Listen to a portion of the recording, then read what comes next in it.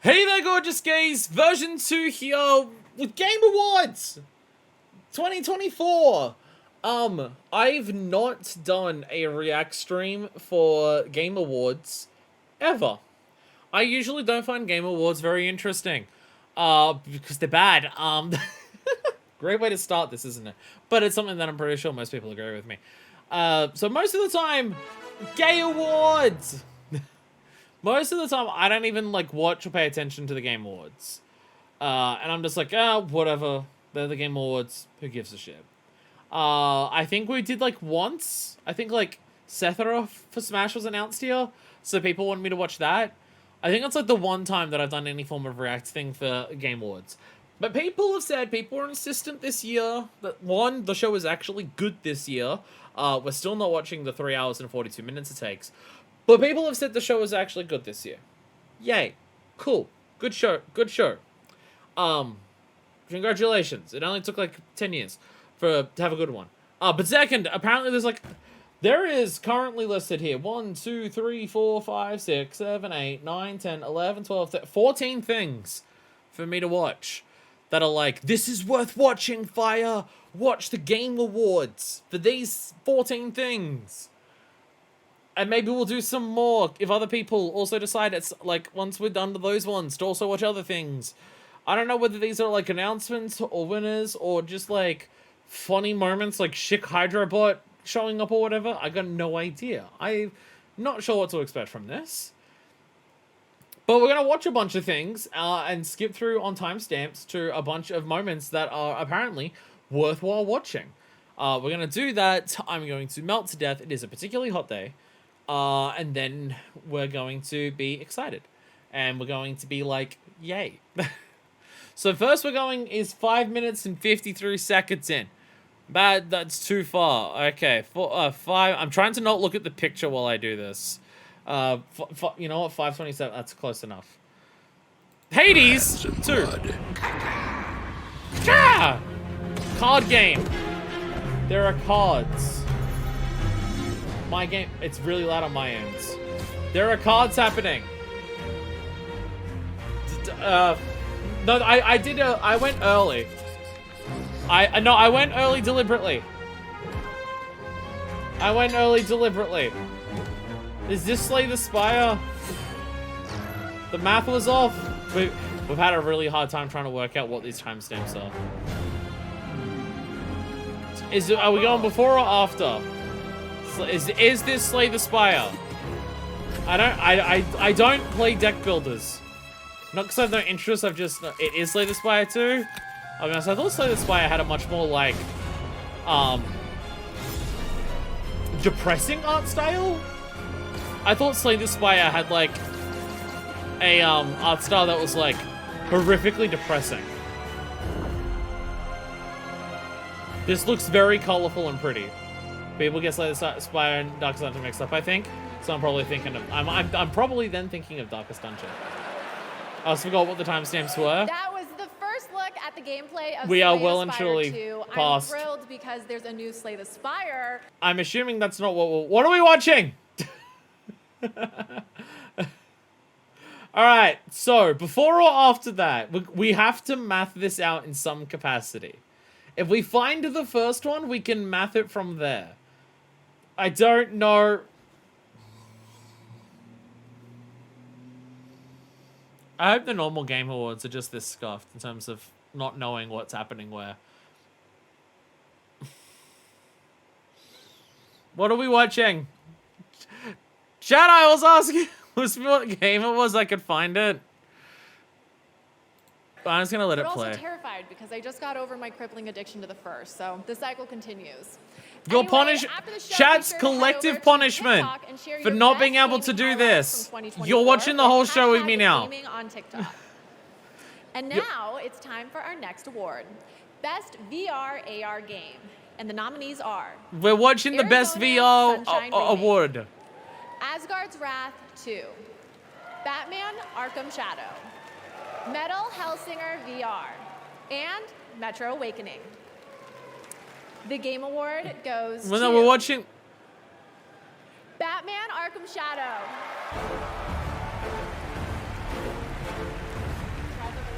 Wait, is this... I just want... Do they seriously do awards like this at this bullshit?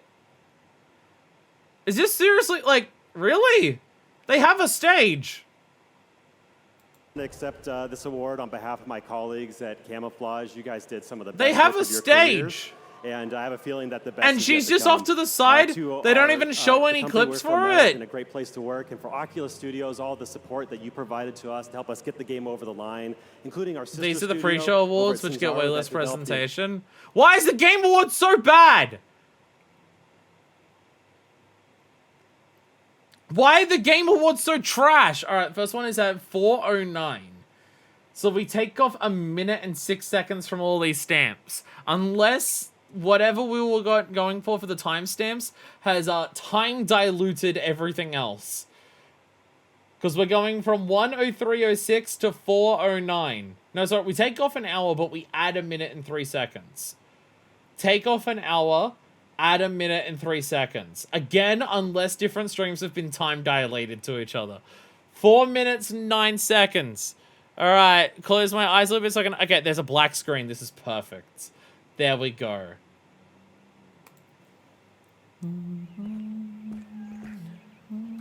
It's a speaker. Unpacking 2? Unpacking 2? Even though I know for a fact that that's not what Witchbeam are doing, because they're working on Tempopo. This is not unpacking. It's packing. Packing. Packing. The next one is 4611. I don't believe you.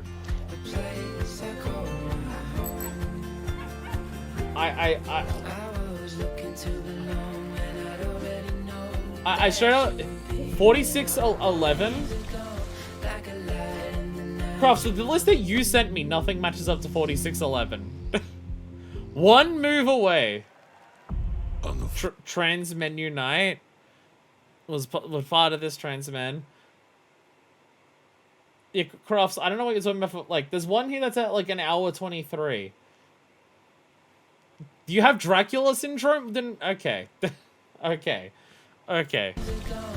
Oh, packing. Oh. Oh, okay. Okay. I don't. Okay. Okay. If one move away can match the storytelling of unpacking, then cool. I don't have confidence in that though. Next one is 2427. Okay, 2427. Close my eyes so I can't really see. 24. 20. There we go. I missed Cura. Chat, I missed Cura. I think the timestamp side sent line up with things crossed. Chat, I missed Cura. You don't want me to see Cura? Look at the music notes. Look at the glowiness. Chat, I missed it. Great Love subtitles. It. And that is Great the perfect subtitles. way to get into our next award, Best Family Game. Here are your nominees. Why are these subtitles so Astro bad? How are these... Princess Peach Showtime. What are these subtitles? Super Mario Party Jamboree. What does The Family Legend of Game Zelda mean? Echoes of Wisdom. And The Plucky Squire. Wow, a lot of us are excited about Best Family Game. The Game Award goes to... What does Family Game mean? Astrobot. Astrobot! Games that are rated E. Thank you so much. Hello there. Thank you so much. It's a massive Yo, honor for us to be Astrobot getting, pin, the Astrobot Family Game plushie, Award Astrobot because shirt. Something we've been working hard on for many, Can I many have the years shirt? at Team Asobi. So first thing, I want to thank Team Asobi. Over in Subtitles Japan, for people who 65 only of you, speak thank you so music. much. It's your heart and soul. I want How into are this these game, subtitles this really bad? trying to please and put smiles on people's faces. So this is really for you. Hell yeah, Thank you so Astrobot! much. You know, making a family game is important because Can I have the we're pocket forming the Astro? first gaming memories of people. We all have first gaming memories, right? And so it's both a privilege, a big responsibility as well, but it's one we take very much at heart. So this award, it's for the kids and the parents out there. We love you very much. YouTube, what Thank you the very much. fuck? YouTube, you're so trash! Everything sucks. Go Astrobot! Okay, the theater is filling up. Like, I can see heads all the way The back. show hasn't even started, and Astrobot's already winning awards. Show hasn't even started, and Astrobot's already winning awards. I'm assuming that's what we're watching there. 32:56. We're rapidly fire going through this. 32:56. Oh, you just want me to say Statler and Waldorf. You just want me to say Statler and Waldorf, don't you? They were there last year. I'm assuming that's why we're watching Now, this. as always, we're recognizing an outstanding year in gaming while looking at Hey, what's Waldorf. What is it, Statler? They're back! How long is this bozo gonna go on? Well, that's what I've been asking for the last 10 years. Oh! Oh! Yeah, up here, host. Yeah, we're we can hear you. Oh, good. Can you hear this? Ooh. Yeah, please wrap it up.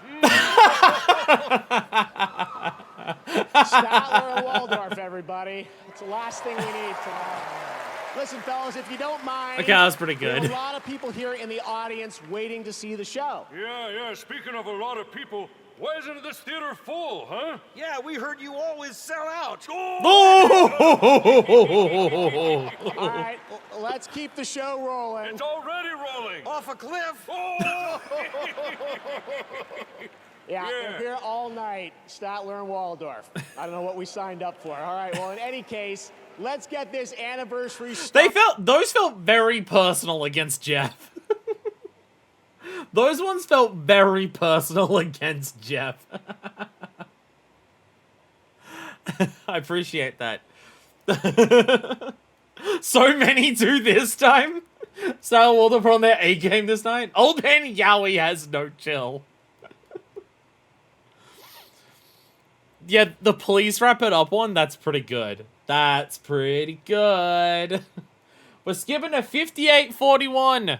Where is 58:40? What about this, though? What about this? Don't you want me to... It's blue, though! Wait, shit. Oh, this is a... You don't want me to see FromSoft? FromSoft was decided a no? You don't want me to see FromSoft? You didn't play Elden Ring? I could be excited for a new freaking game. I could be excited for a new FromSoft game. What if it's Bloodborne 2? What if it's like Sekiro 2? This is what 4611 was. You skip Statler and Waldorf. It's blue. But it's blue. I'm watching FromSoft. What's FromSoft? What are FromSoft up to? What are FromSoft up to? What are they doing? Why is it blue? You want me to skip FromSoft? Because of redemption, you were chosen. Thrown together by forces beyond our control. Victim so let's wrap it up. But it's FromSoft. It looks FromSoft. I'll be honest, it looks like FromSoft so far. I still want to get around to like Elden Ring and Sekiro. Just, you know. My viewers somehow aren't interested in me actually playing those games, and I don't know why. I'm excited to play them. She looks cool. Jesus Christ. You can fly now. They fly now. They fly now. Tragedy must be averted. Roar! They fly I need now. your help. Bronze card was so weird to me. No shade. I think Bloodborne aged very gracefully in terms of appearance. I do agree most other FromSoft games don't. I was about to say they don't age gracefully, but a lot of them don't come out gracefully in terms of like graphic fidelity. What the fuck is this? That's the Nameless King! That's just literally the Nameless King! What the fuck is this? Is this Dark Souls 4? That's just the Nameless King! Flying the King of the Storm. Their limbs are long because they gotta swing swords. I'm so confused. Are they actually doing Dark Souls 4? Because I don't want Dark Souls 4. It's a secret fork thing. Also, is this multiplayer? I'm now like actually paying attention. Is this multiplayer? Band together and prepare to claim. Because I don't think those other ones are summons. This looks like multiplayer. Seeing them run around together, this looks like a multiplayer. Wait, what the fuck? You wanted me to not watch this? It's out. I'm so confused. No, I've not played or seen anything of Elden Ring. It's on the list because it's FromSoft, but I've seen nothing about Elden Ring.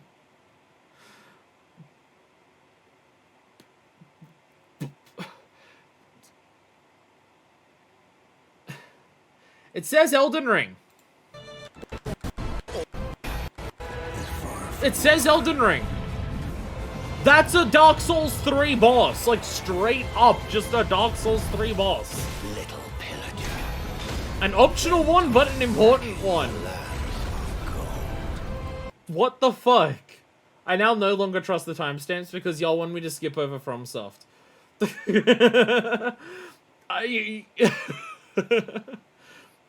You've now... Okay, we're going back and watching a lot of stuff. I now no longer trust the timestamps because y'all wanted me to skip FromSoft. Even outside of, like, I haven't played Elden Ring. Pog reactions. People will click on this video to see me react to Elden Ring. Elden Ring spin-off with multiplayer, not a DLC, explicitly a standalone game. Oh. Well, it says on the website it's a co-op roguelike? 3 players go with selectable pre-made characters? It was because it's Elden Ring and I didn't think you'd want to see more Elden Ring without having seen Elden Ring. Okay, to be fair, I didn't know it was Elden Ring until I got to the end of it. Alright, well, I'll absorb nothing about what any other details are. So, you like Dark Souls until after I made this, so I tried to sneak it in. Okay. Okay. I mean, I've played Dark Souls 3 and Nameless King is straight up here. Like, again, that's Nameless King. Like, everything else, like, I don't know what Elden Ring is like. I've not seen anything about Elden Ring. But everything I'm seeing here looks like it's FromSoft. And having no context, it's FromSoft.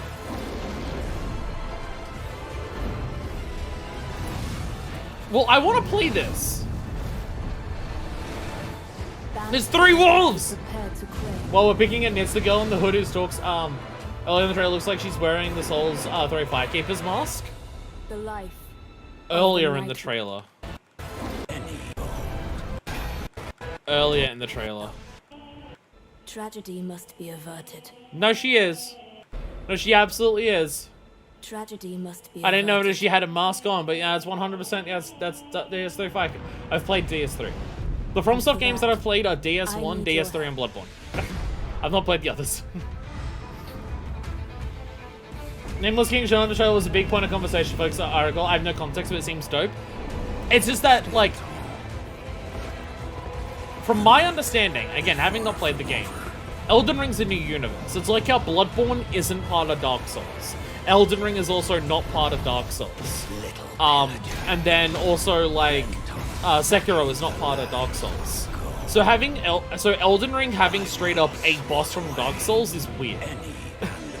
Especially Nameless King, because Nameless King, like, lore-wise, is a pretty big fucking deal. So very confusing. Elden Ring seemed to be fun. I want to do the seamless co-op mode with someone sometimes. Yet to touch the DLC. That's the Shadow one, right? That got nominated for Game of the Year at this, I believe. Why not DS2? The life of the Night Lord. So, like, my first foray... Well, okay, to be fair, my first foray into FromSoft was Dark Souls 2. I played Dark Souls 2, like, not super long after it came out. I stopped at, I think the boss was called the Lost Sinner, or Last Sinner, or something like that. Something Sinner. I stopped playing the game there. I don't even remember why. This was, like, fucking 10 years ago. And then I played Bloodborne when it came out. I fell in love with Bloodborne. Absolutely loved it. I played Dark Souls 1 when the remaster came out, and then I played Dark Souls 3 at some point afterwards. I never went back to Dark Souls 2. I just skipped to 3. For reasons. But yeah, I gotta do... After all the Souls 3 stuff in this trailer, new theory of throwing people around is the Elden Ring world is the painted world that the girl made at the end of Souls 3. It's 100% fan theory trying to explain lore reasons or explain what's in this trailer. No actual evidence, but still. I mean, to be fair, the idea that Elden Ring is the ashen painting from the end of Ring City has been a theory since before Elden Ring came out. It's been a theory since before Elden Ring came out that this game takes place in the Ashen Painting at the end of DS3. So, yeah. That's been a theory for a very long time at this point. So, hey, maybe it's finally real. Alright, we're going to 5841. Lost Sinner versus Less Sinner versus List Sinner versus Lost Sinner versus Lost Sinner. Lost Sinner is a very different thing. That's FF7 Rebirth. I could see Final... Well, I see Final Fantasy, so I can't watch that. I didn't heard that until after this trailer. I mean, this was like before Elden Ring came out. People just like, new Dark Souls game. It could be in that. And then maybe when Elden Ring came out, it was just like, oh, no, it's not. But now, like, there's Nameless King. So it's like, Rebirth PC release announcement. Well, I can't play it on... There's no way I can play it on PC and stream it at the same time, so that doesn't affect me. Yay, people who finally get it, but yeah. Indiana Jones mess? Oh, is some of this... Okay, well, that's Indiana Jones. There is nothing to fear here. We're just watching everything. That's what scares me. It's Indiana Jones! Uncharted's back, boys! It's back!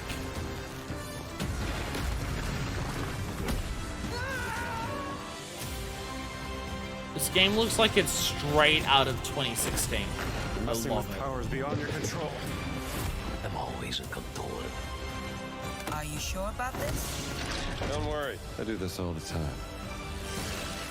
But that's not they've already started with the bugs compilations. Before crushed. A gun and a whip. You can tell it's Bethesda because of the way the characters look when they talk. You'd be surprised Sorry, how often it you can comes in tell it's handy. Bethesda because of the way the characters' faces move when they talk. That's how you can tell. 5841. We're skipping along things. I saw the word Stellar Blade for a second there. 5841. Okay. 5841. What are we watching? What's this? What's happening? It's a black screen. Epic Games Publishing presents. What are Epic doing?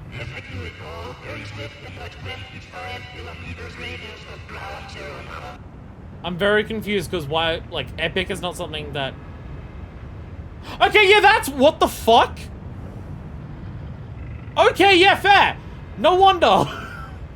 Ued is back? 60 seconds. 55 seconds. 50 seconds. The sigils on that look like stuff from the Eco games, but this looks very sci-fi as well at the same time. 35 seconds. Start medium at 30 seconds. Oh, what the fuck? 25 seconds. 20 seconds. Holy shit. That face looks a lot like number 3. That looks a lot like number 3 in the face.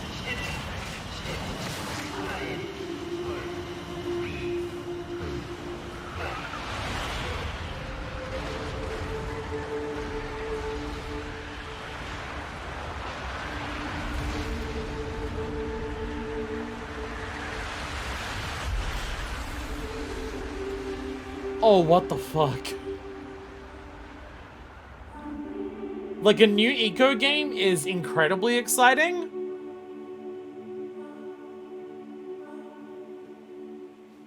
Okay, wait a minute. What the fuck was all of that?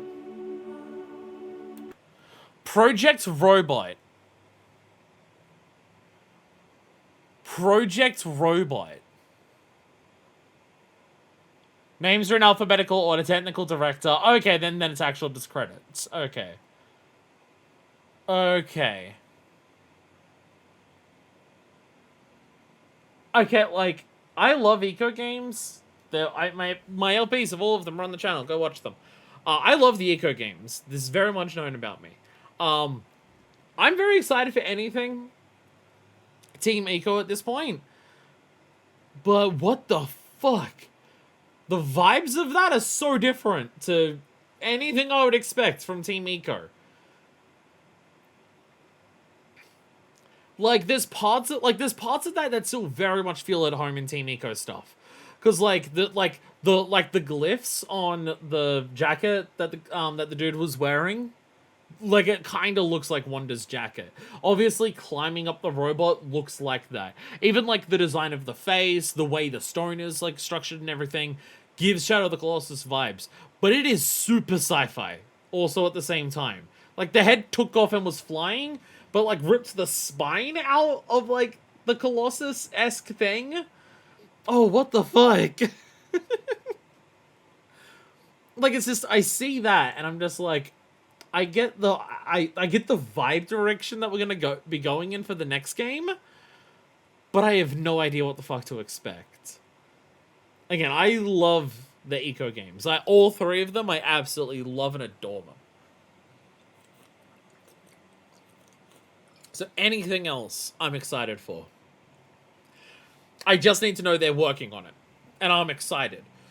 But that's very, what the fuck? This is what Crafts added you in the middle of the show. Going, turn it on right now. Yeah, fair enough. Fair enough. Fair enough.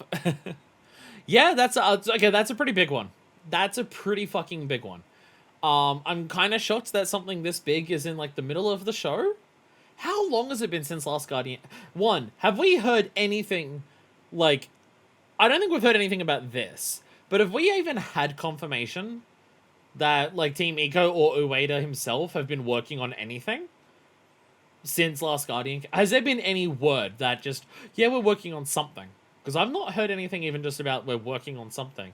And Last Guardian was a while ago at this point. Last Guardian was quite a number of years ago at this point.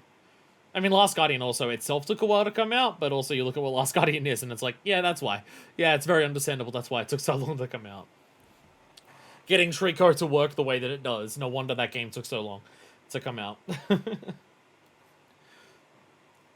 have no idea what the general consensus.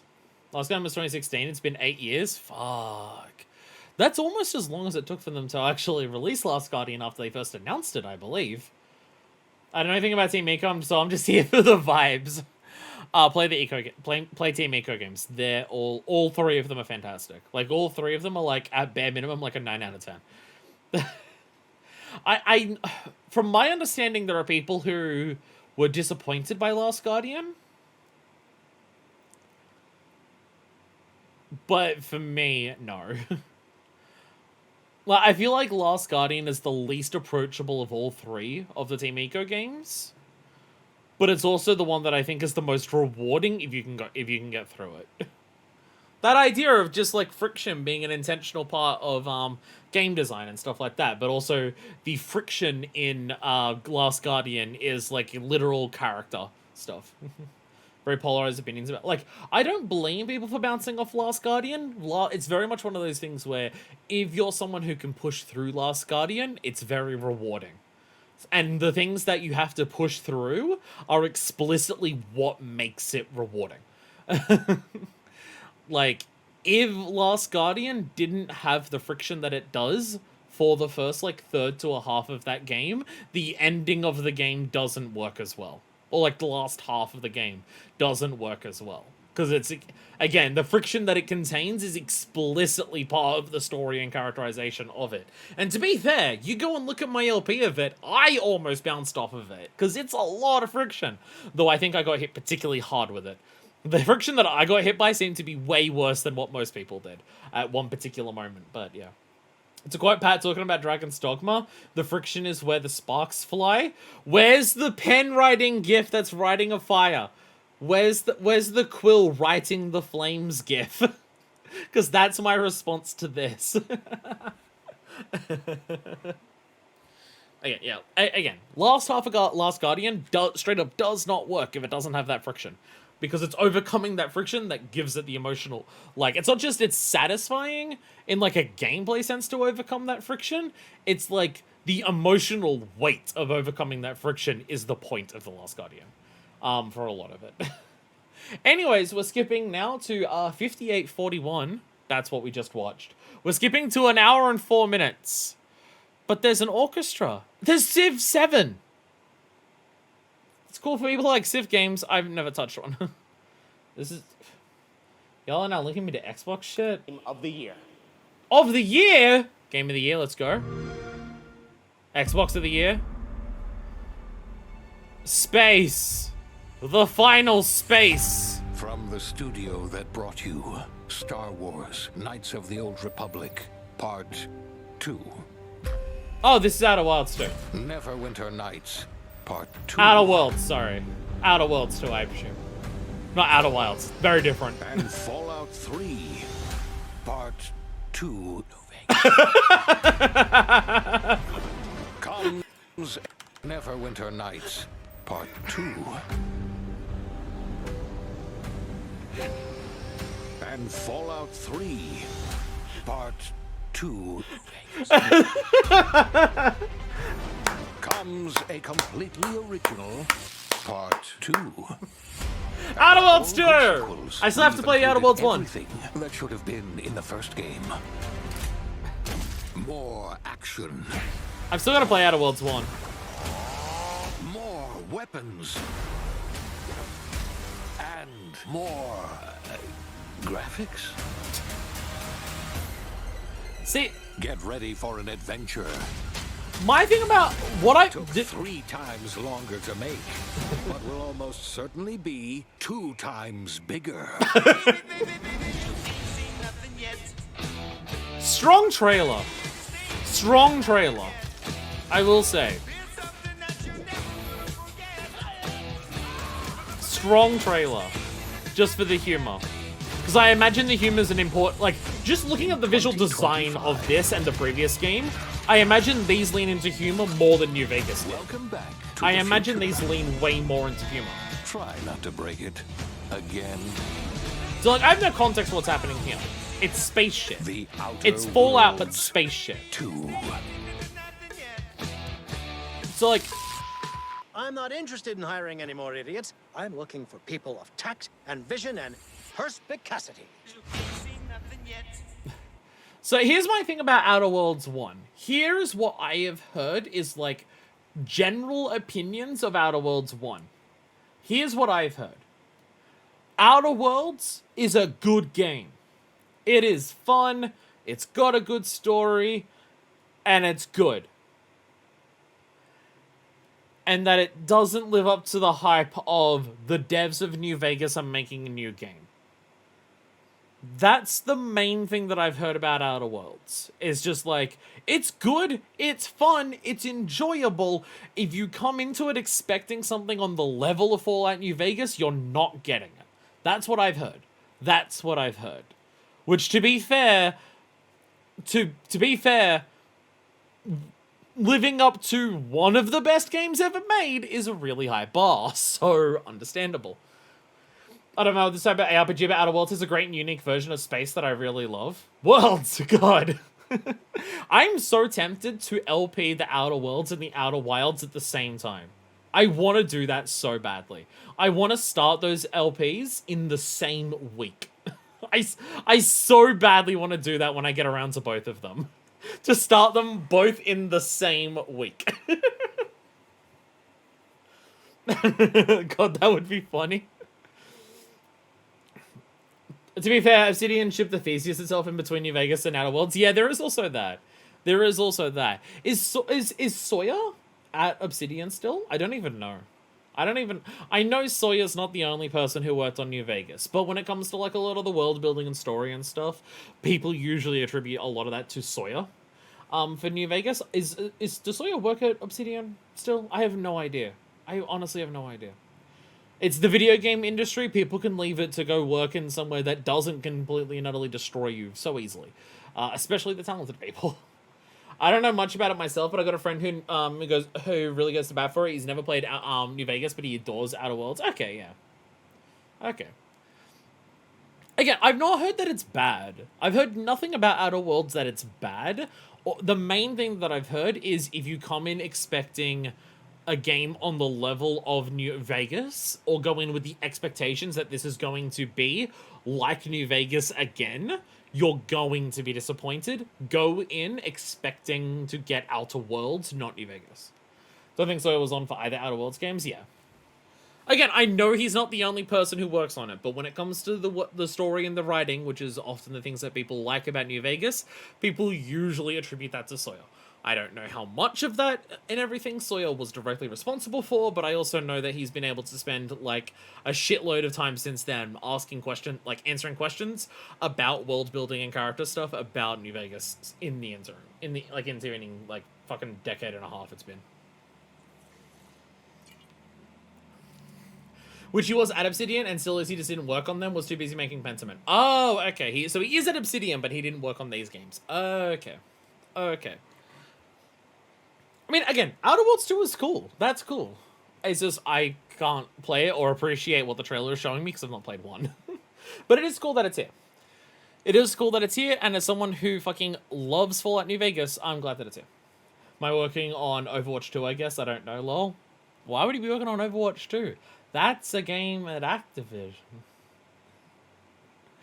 You're allowed to shoot me. You're allowed to shoot me. What, the Fallout 3 Part 2 bit? Yeah, that alone makes it worth it. Yeah, no, yeah. Wars, Knights of the Old Republic. This is Part 2. This is an incredibly strong bit.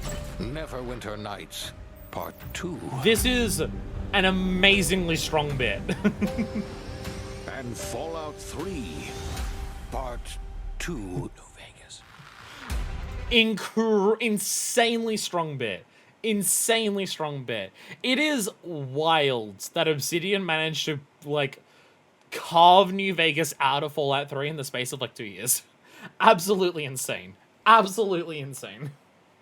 I know a lot of people have said it before, the fact that Fallout 3 and New Vegas play so fucking differently when you play the two games, if you play the games side by side and show someone footage, the main difference that people are going to say is, yeah, one of them's green and one of them's orange.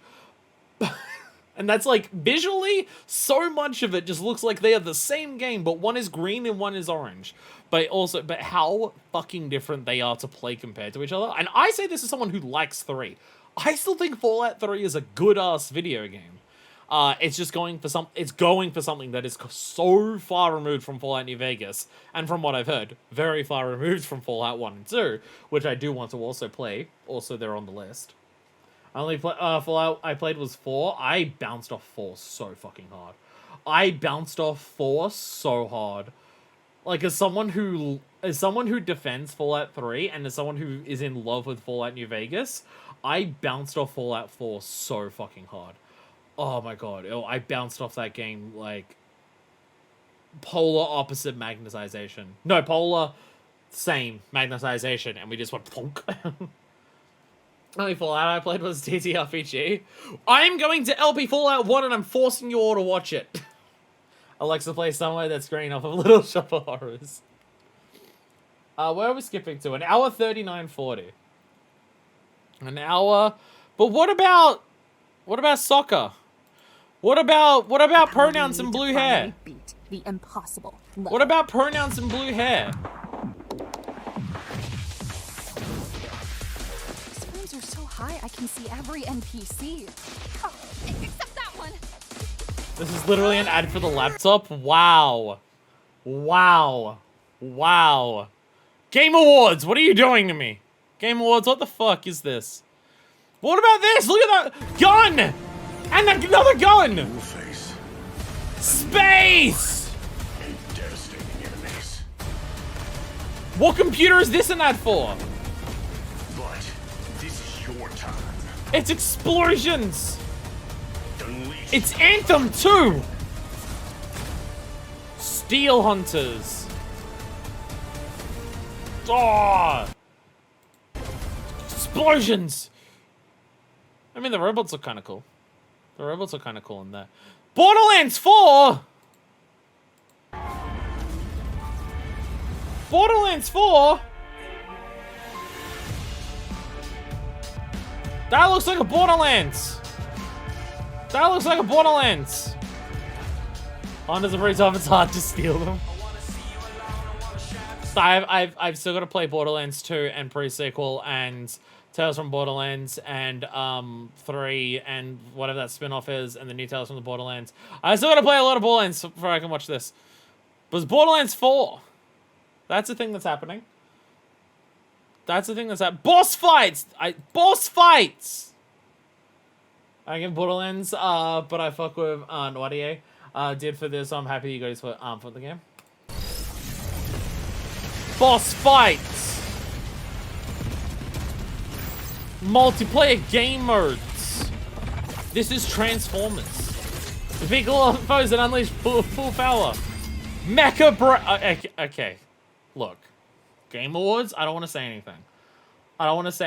But I have, like, randomly skipped through in between two things that we care about, and I have seen two multiplayer mech shooters that I can't tell the difference between. Is this Armored Core? From Soft Earlier. Like, this is literally in the space of, like, 10 minutes. The second multiplayer mech shooter. Multiplayer mech shooter is the farming simulator of the Game Awards, it seems. That seems to be what it is. 3940, okay. I see an I. Stop your cursor. I'm just trying to go through this. I'm not looking at the thumbnail, I'm looking at the time. Then I also saw an I. We're also skipping the 4 different games that are indistinguishable from Genshin Impact in this show. Are they okay? When you say indistinguishable from Genshin, do you mean because of the anime art style, or because they're gacha, or because of both? Is it Genshin, Star, Zone, whatever else, Mihoyo? Both? Jesus Christ. Performance. Thanks to Riot and those artists for putting that together. Incredible. This industry has a homogenization problem. Brand new game announcement but unfortunately not. But unfortunately not a homosexual problem, because there's not enough homosexuals in the games. Let me hear games are trying to get in on that Genshin money. The new era of Fortnite. I see an eyeball. I see an eyeball. It's a bird. I see a pretty bird. I see a good-looking bird. Morning has broken, like the first morning.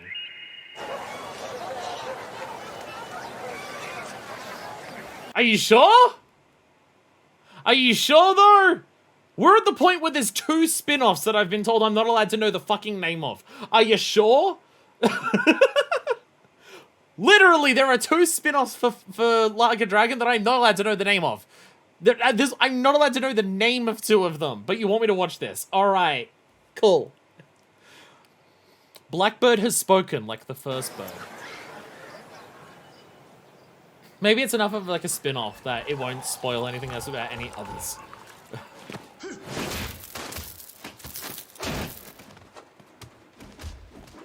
Some combat.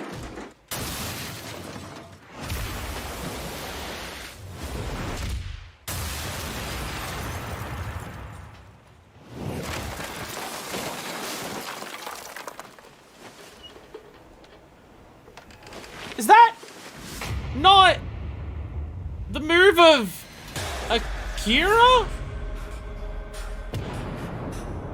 Huh? What do you mean?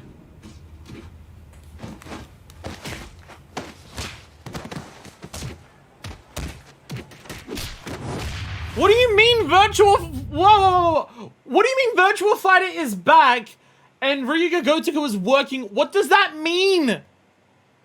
What does that mean? What does that mean? Yeah, Virtual Fighter is Sega. Yeah, I get it. I get Virtual Fighter is Sega. You can literally play Virtual Fighter in Yakuza. What do you mean Ryuga Gotoku is working on it, though? What is this? Is this a story-based Virtua Fighter that follows Akira? Because that's Akira's, like, fucking shoulder check. That's Akira's shoulder check. It's very distinct. What do you mean? I'm so confused. They did a whole direct, like, Raptor TJ that goes into all the details for how back it is. Are they doing... This doesn't say what this is. It just says Virtua Fighter is back. And then it shows footage of... this is framed like it's a fighting game. But it could so easily still be... I am confused. I'm confused. I don't know that much about Virtua Fighter. I don't know much about Virtua Fighter. Virtua Fighter is not one of the fighting games that I'm, like, super into and knowledgeable of. I know Akira. I'm just confused that Riga Gotoku is working on Virtua Fighter. Is this another entry? Is this a story-focused thing? What is this? Big update for Virtua Fighter 5. How long has it been since VF5 got an update? A proper actual new VF game that's already been locked in for EVO Japan. And ton of anniversary stuff. I mean, like, this, like, for Virtua Fighter fans, this is huge. Virtua Fighter has been dead for a very long time. Virtua Fighter has been dead for a very long time. When you say a proper actual new Virtua Fighter game, do you mean this? Or do you mean 6? Or do you mean, like, another version of 5? It's a fighting game, so that can happen.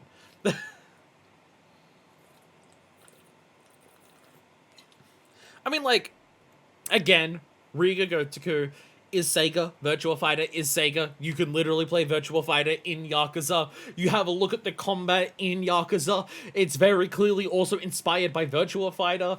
I'm pretty sure there are moves that characters have that are literally just from characters' moves in Virtua Fighter. So this is not that surprising, but it's fucking weird. They never came out and said VF6, just they keep saying a new Virtua Fighter game for EVO Japan while referring to this footage. Okay.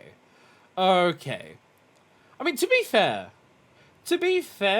with the combat systems that are in Yakuza games, I do think Riga Gotoku could pull off a, like, traditional fighting game.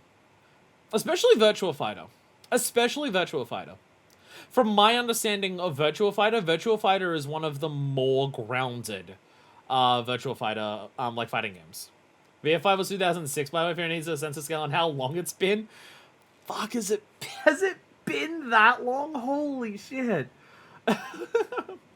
And they also clarify the original VF team is on the project and RGG is supporting. Oh, okay.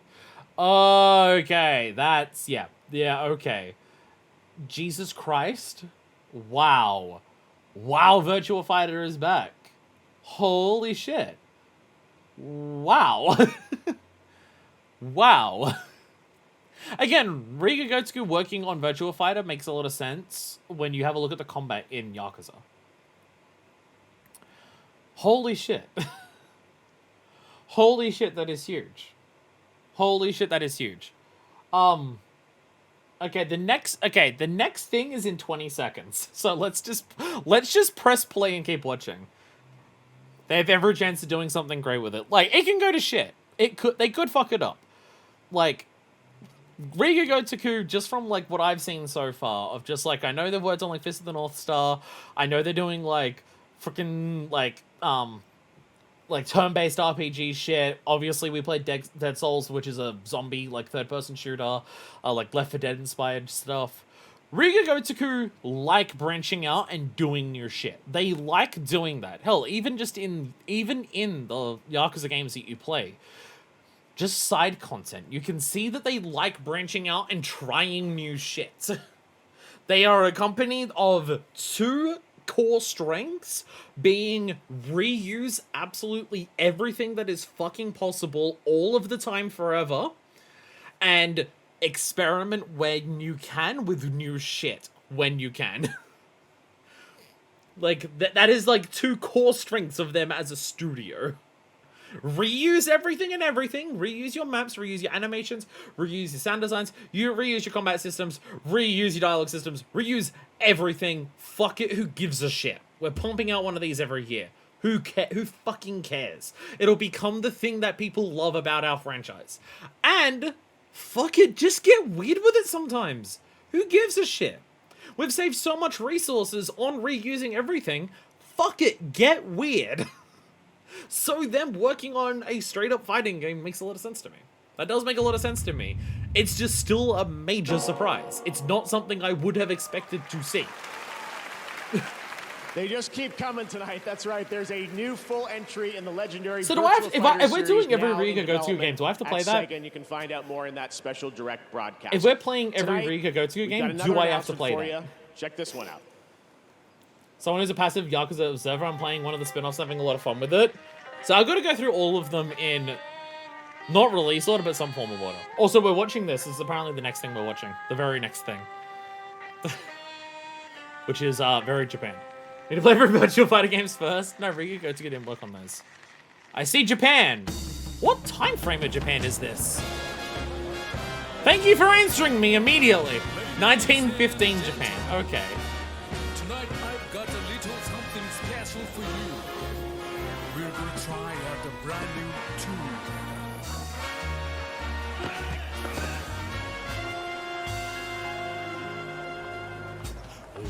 Is this RGG as well?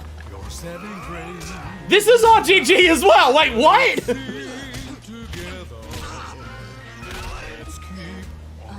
What is this?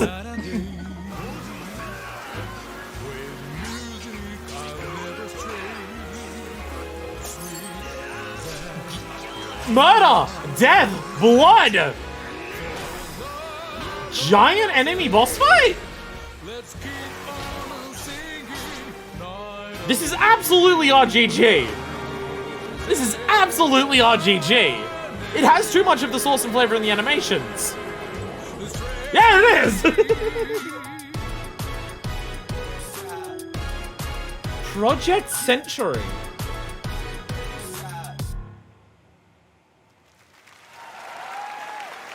Can these fuckers go 18 months without releasing a game, please? Can these motherfuckers go 18 months without a game? I will literally never catch up. They are the one studio that is not joking, putting out games faster than I can play them. They are the one studio who is actually putting out games faster than I can play them. Jesus Christ. Oh my god. Oh my fucking god. It's amazing how many projects they can do at once. Game Arts, this is like what this is why, I mean, one, I fear for the people who work at RGG.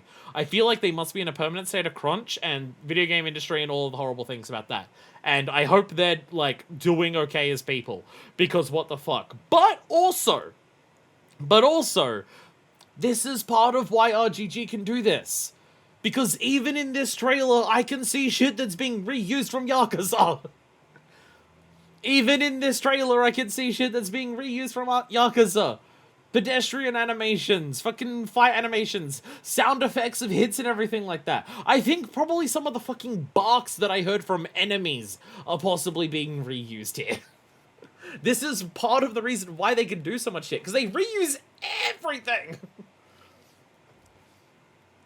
Oh god, things are working. Absolutely no further information about that game currently, but people are theorizing it might be about the formation of the Tojo clan. That could make sense. That could make sense. They're the bane of my backlog? Yeah, but I love their games so much that I don't really care. Oh no, I'm stuck playing my favorite franchise forever. What will I do? They're gonna release them fast enough that you'll never catch up. God damn it. This is why I need to go back to Yakuza 5 ASAP. RGG can't slow their pace even a little bit. They must have one of the most optimized workflows in the entire industry. So that's the thing. It's like, I'm going to assume that there is still work culture problems in RGG. Because they're a video game studio, nay, they're a company in the year of 2024. I'm not going to turn around and say that, oh, I bet they're fine and I bet they're all working healthy hours and they're all working just fine. I'm not going to say that. I'm not going to say that. Because again, they're a company in 2024. Doesn't even need to be video games, but especially because it's video games. There's probably some, like, not great work conditions there, because that's everywhere in the video game industry. Even down onto the indie level. Right? However, if there's one thing that has to be said, crunch can only do so much, though. And, I mean, usually crunch makes things worse. Usually, like, crunch is not a solution to get your games out on time or to get them out, like, optimized. Crunch is usually the inverse of that. Crunch usually makes shit worse. It is not a case of crunch is the price that needs to be paid to make shit come out good. Because that's a blatant false negative. That's not true. It often makes things worse. Shock of all shocks, overworked people don't make better products and don't necessarily make them faster either. Shock of all shocks, I know. But, like, there's only so much that making all of your workers work 100-hour weeks every week can do. Without having an optimized workflow and without having, like, the ability to reuse as much shit as possible from prior games, without having, like, all of that set up really well, it doesn't matter how many fucking hours you make your workers work. You cannot put out games on RGG's scale every single fucking year like they do. It doesn't matter how much you overwork your workers. There has to be something else going into it to make it be possible to put out as much shit as you do. Like, pure overwork does not get you that. Every single person doing 120-hour weeks doesn't get you a fucking, like, 50 to 100-hour RPG every year. And you can tell that because how many games are on the scale of RGG games where the workers are overworked that much for extended periods of time, and they still take like 5 to 6 years to come out. Even with that. And again, often crunch makes things worse, but yeah. Like, holy shit. Holy fucking shit. God damn it. So, we're at 3, right? That's 3. Are we at 3 games announced for RGG that haven't come out yet? One spin-off I'm not allowed to know the name of, Virtual Fighter, Not 6, and Project Century. That is an amazing... Holy shit, that is an amazing emote. The Dancing fucking Tomberry. The Dancing Tonberry is an absolutely god-tier emote. Holy shit, that's amazing. Absolutely incredible, holy shit. Anyway, what's our next thing? An hour 46:21. Alright. Hour 46:21. We go from here. Alright. Game direction. Game direction. Best game direction. Game direction.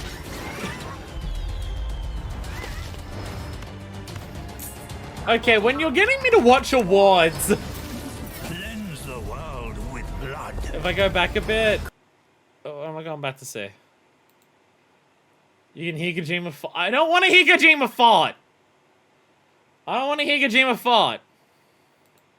Game direction. Kojima can fart and he can spoil Metal Gear Solid 3 for me. Well, what game direction means, I don't know. Art direction? Mechanical direction? Workflow direction? Cleanse the world with blood.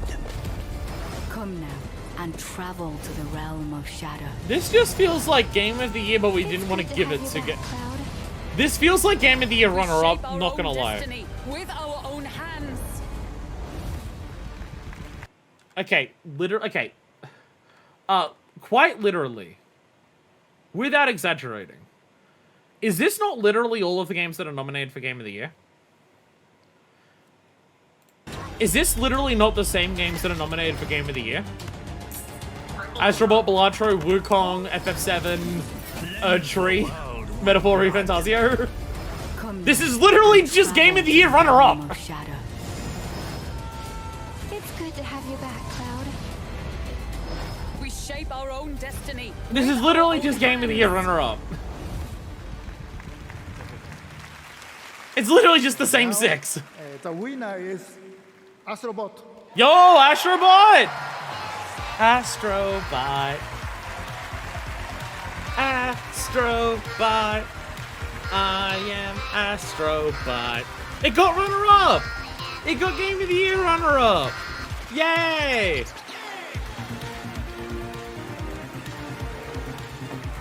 If they're potentially best game of the year, they better have a good game direction. It's just, it's a title that's fake enough to not mean anything. Wow, thank you so much. We didn't have a speech ready for this one. This is really amazing. So thank you so much. Team Asobi back home, you know, all of you, really, this is for you. You know, game direction is, of course, you know, like, as Kojima-san said, you know, like an ensemble of things and, you know, but actually in our case, it's really like every single person on the team coming and really bringing their own vision and being responsible for their own work. So you are all game directors back home, and I'm really dedicate this one to you. Thank you so much.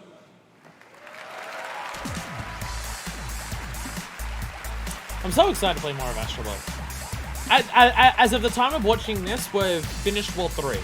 Team Asobi, this is for you. No, you're the director, baby. This is yours. Congratulations, Nico and Team Asobi. And now... I'm so excited to play more Astro Bot. This is the more I think about Astro Bot, after every time I stream it, and the more that I've been thinking about it, it's like, I'm having so much fun while playing it, and we're taking so long to play it. I just keep thinking more and more about, like, the stream that we did, and I'm just like, every single time I go back through it, and I'm editing the video, or just and when I'm editing it, I'm just like half rewatching it at the same time, and I'm going through it, and I'm just like, it's like literally every single moment of the game, isn't it? Every single moment of the game, there is something happening that we're vibing with. Of like spectacle or graphics or music or animation or small details or anything like that. And it's just, it's literally every single moment that we're having with that game is something. Here's where I land. I enjoy some games more this year more than Astro Bot. They had higher highs, but the thing is Astro Bot had no lows. That was another thing that I was thinking of. I'm just like, have we had a single part of Astro Bot that hasn't been peak? Astro Bot legit felt like a shift, like, oh right, games are meant to be fun and whimsical. That's the thing, like, that was one of the things that I was thinking of. I'm just like, have we had a moment in Astro Bot that hasn't been peak? Like, I'm not even saying have we had a part of Astro Bot that is bad. Have we had a part of Astro Bot that hasn't been peak? Have we not, like, in my 3 worlds that I've done at this point, have we had a world, have we had any level that hasn't been peak? Has it not been a case of every single level that we have played through is like the equivalent of the best levels in the Mario games that I've played through? And thinking about it, I'm just like, no, it really is. It really is. It's like every single level is among the best like platformer levels that I've played, like every single time. And even if it's like, I don't think we've had a mountain level yet, so no peak. We did climb up the back of a brother, though. We did climb up a back. Even getting the ape costume was peak timing. Denja, have you gone back and watched that? Have you gone back and seen that? Go to episode 2 and go to when we're opening the gacha machine at the end of the episode. You need to see it. You need to see it.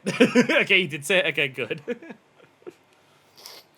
Yeah, it's like, yeah, Astro Bot is like, again, I've not finished it, so I don't know, but I'm going to assume, just from what we've played so far, it's like, that game, like, there's the idea of, like, firing on all cylinders, and Astro Bot's been firing on all cylinders for literally the entirety of the runtime. There's not been a single moment where it hasn't been charming or engaging or cool or funny or, like, whimsical at any moment. What have we got? Ape Escape 4 right after this? That's going to be the final reveal. That's going to be... But before we go, we have one more thing to show you. That's going to be that. Did I...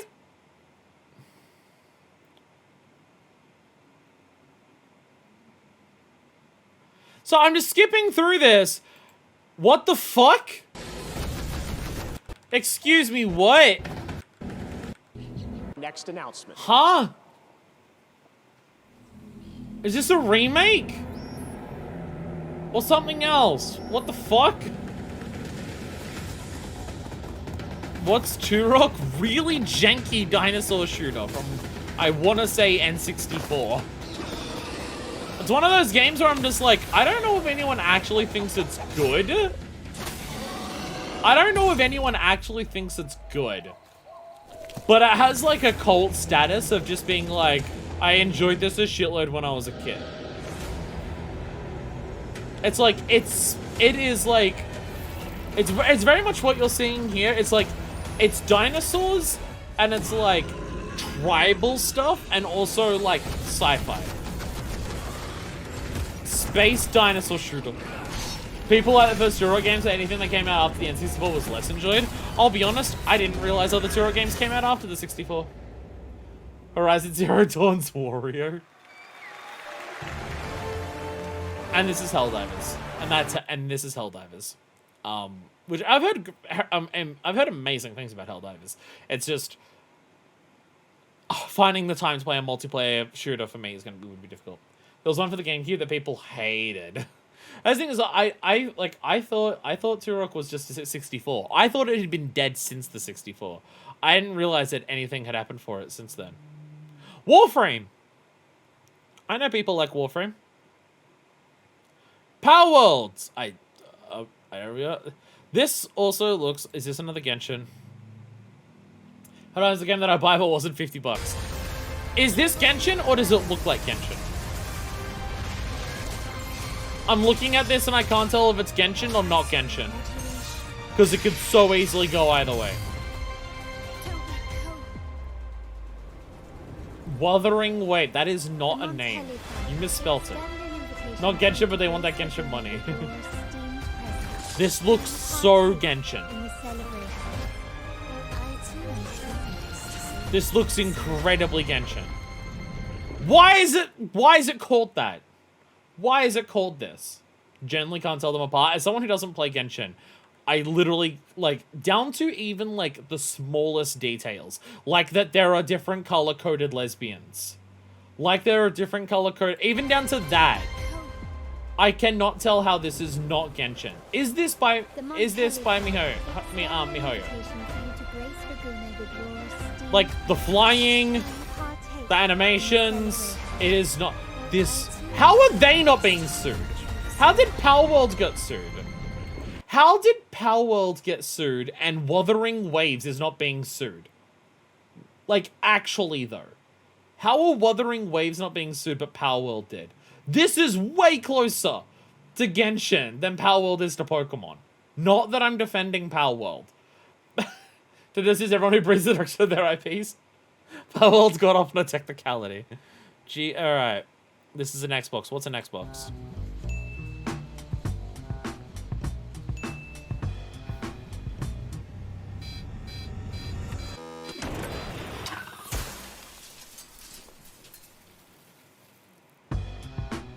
That's a Steam Deck.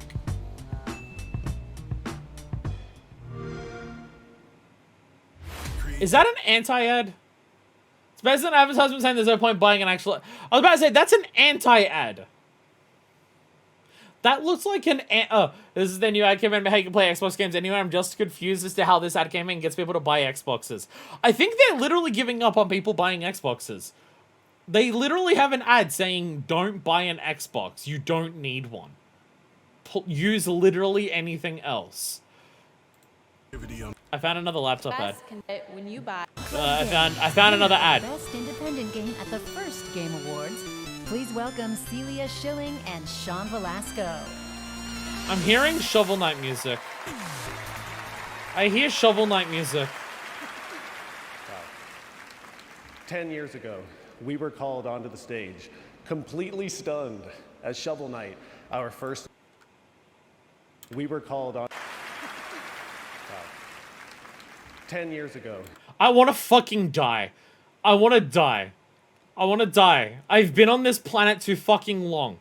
I have been around for too goddamn fucking long. 10 years ago. Kill me! Kill me now!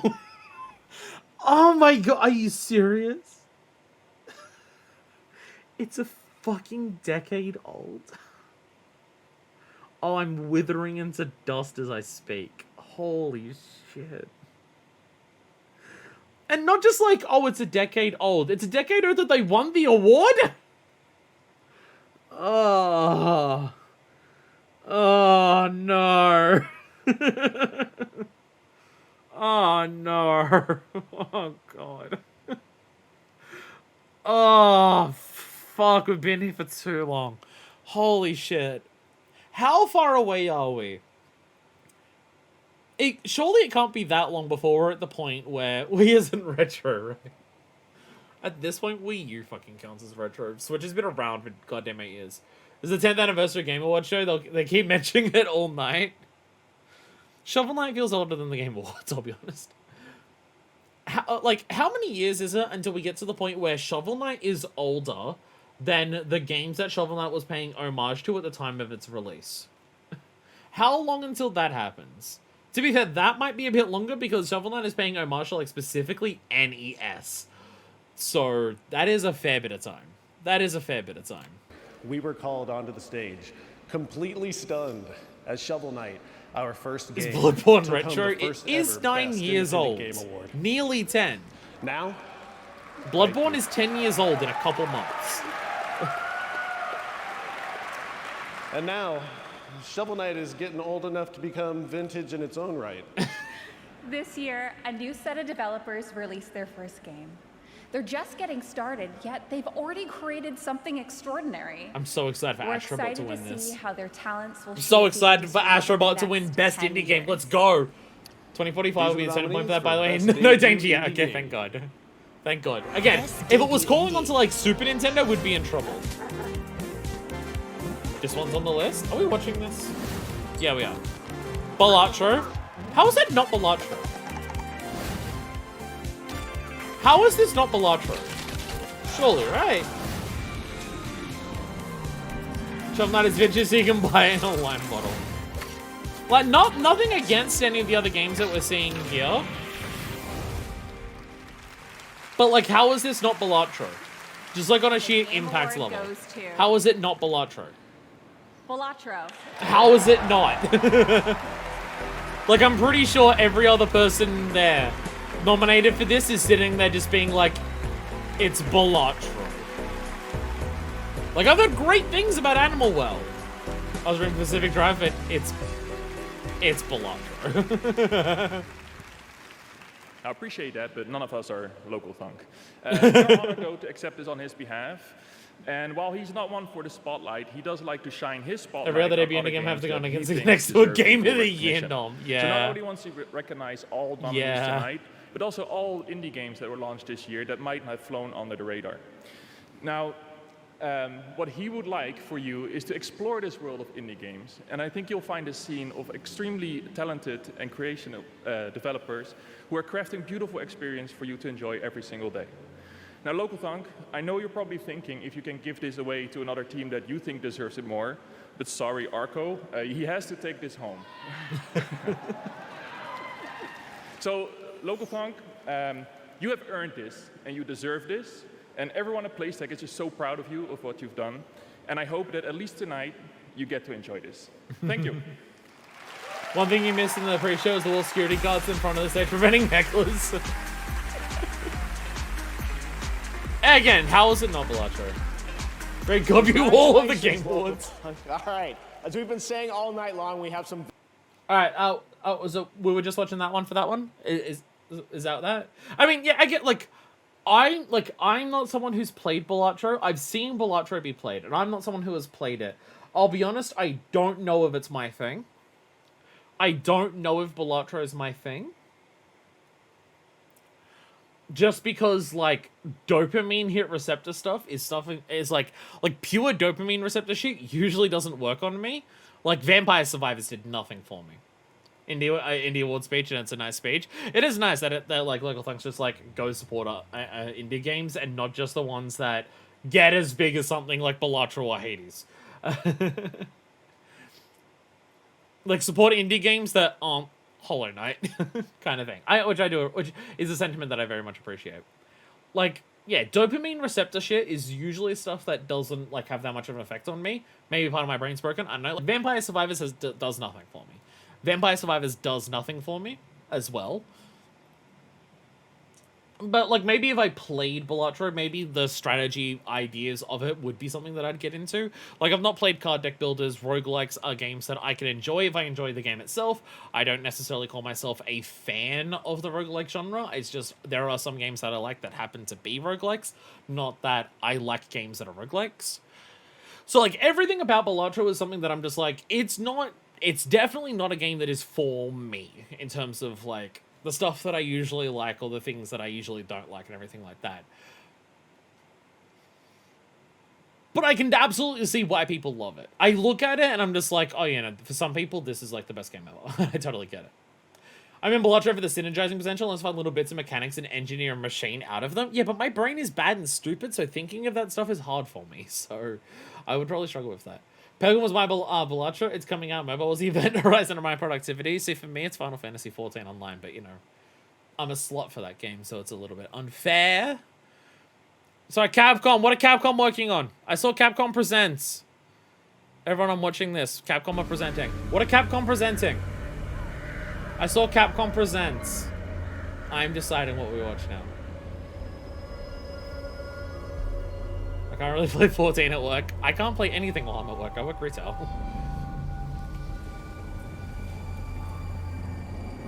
What's this, the Capcom one? I saw Capcom, right?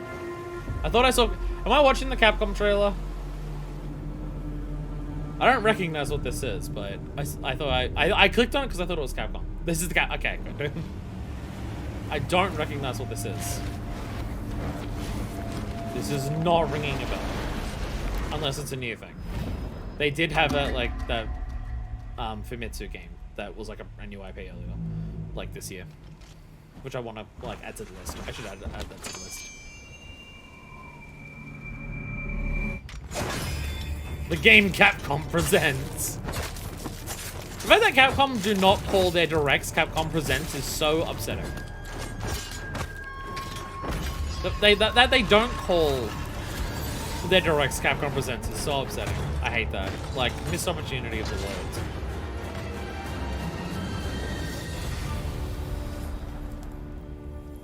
Fucking really?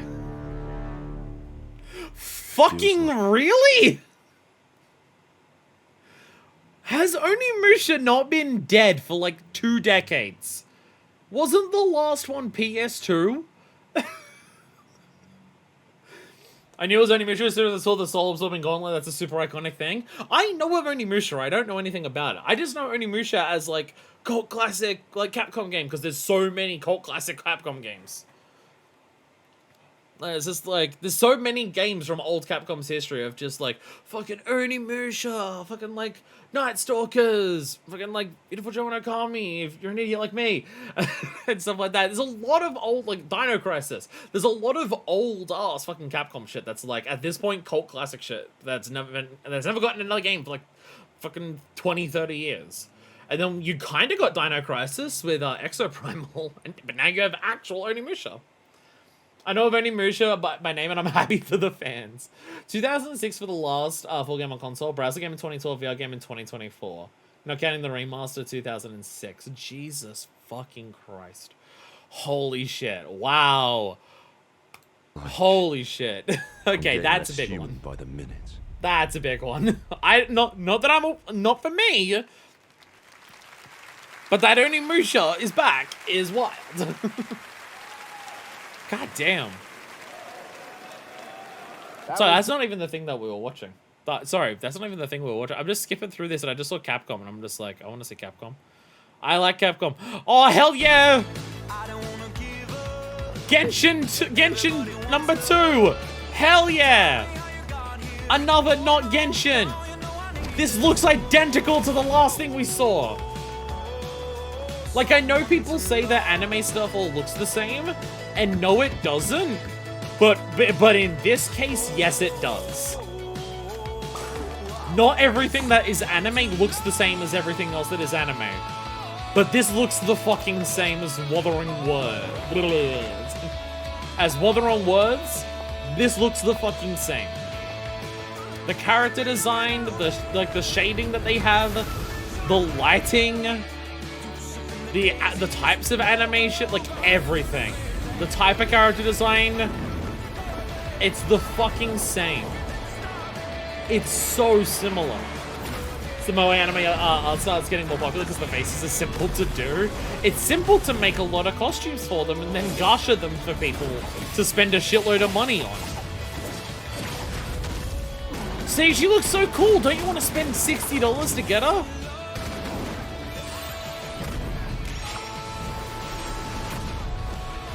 And also just like a lot of these outfits are like impressive enough to cosplay that people will be impressed by your cosplay, but they're not so impossible to make that no one will cosplay the character. There is also that. There is also that.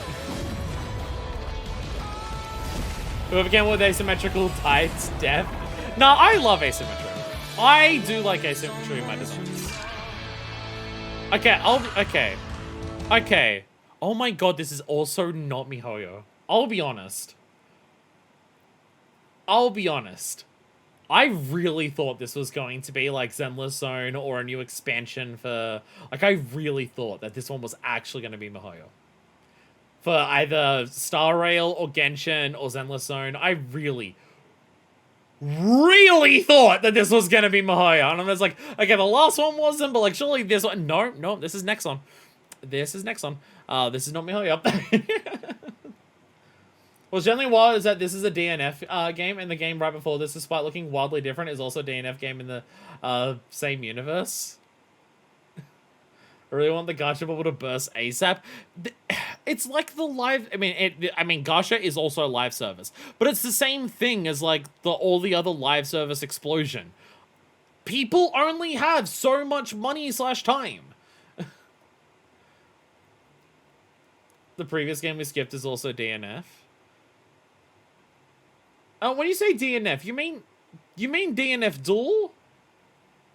You need to watch it, but go look at the... Do you mean DNF Duel? Like the fighting game DNF Duel?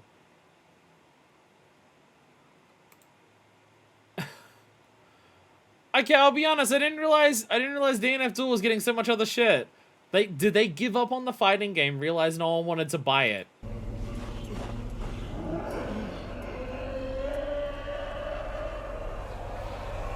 At least this looks different.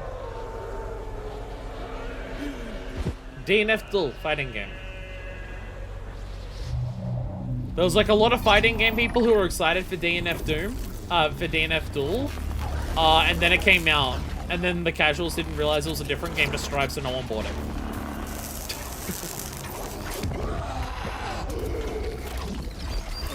This is the same universe as the Moe Blob game.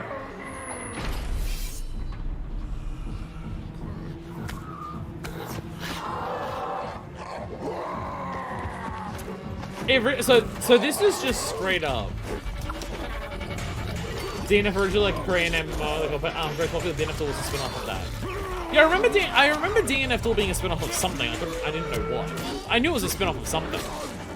But it's just like, wow, they really gave up on the fighting game just to go hard as a motherfucker on everything else. We did see this guy in the anime trailer. How could I tell? How would I be able to tell?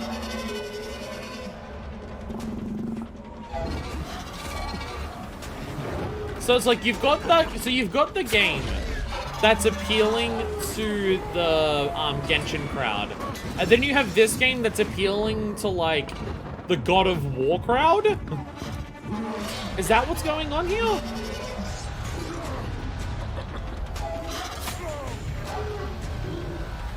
So you're pulling franchises out of your ass. DNF Duel.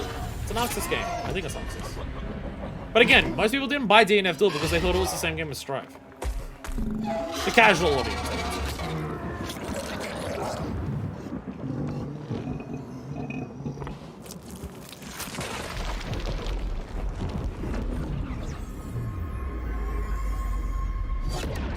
I can understand different games in like the same universe going for different art styles. I get that.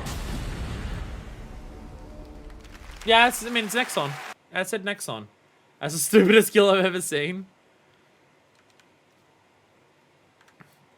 Got me pissed if I try to fall back. The first Berserker, Kazan. And it's Nexon. It does say Nexon down here, so yeah. Nexon. I get the idea that, like, multiple games in the same universe don't need to have the same art style. I get it.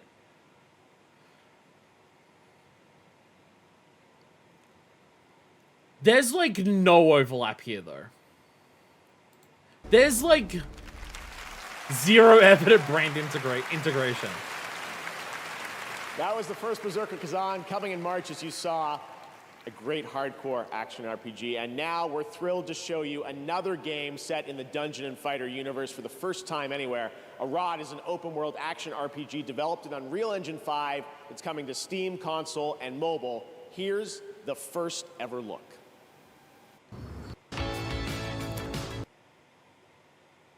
Like, what the fuck is this?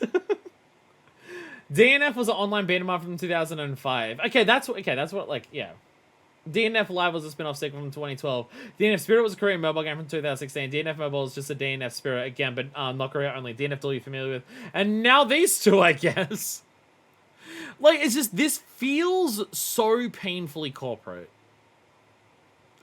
Like, when you've got these two games trying to say, these are in the same world, like, it just comes across as, like, painfully corporate. Because it's like, this one is so clearly just, do you like Genshin? Play our game. Oh, you don't like Genshin? You don't like the girly game for the gacha because gacha games are played by girls? Well, do you like fighting monsters with blood? Do you like stabbing them in their chin? And then, like, standing up as they're stabbed in the chin? And throwing them off the bridge? Do you like your blood? Then we have this game. Like, you can have different games in the same universe that have different art styles to, like, suit the stories they're trying to tell. It's just, there's nothing here that, like, feels like they're similar in world design, vibes, anything. There's nothing. You say that, but current hot pick gacha game is unabashedly girly, featuring now combat and being about collecting dresses. No, I'm not joking. I'm not joking. There are literally people who see the gacha genre as girly.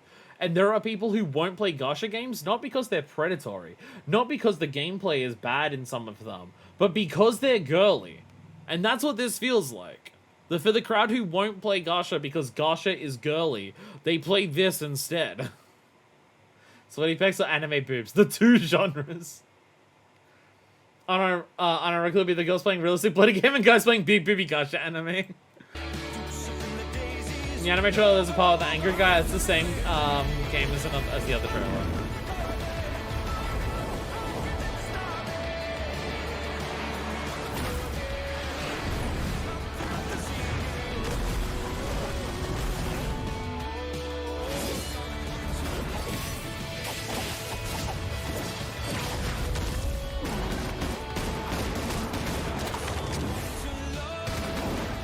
That character design is wasted on this game.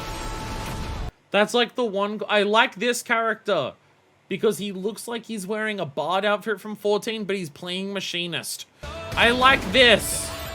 And he's wasted on this game.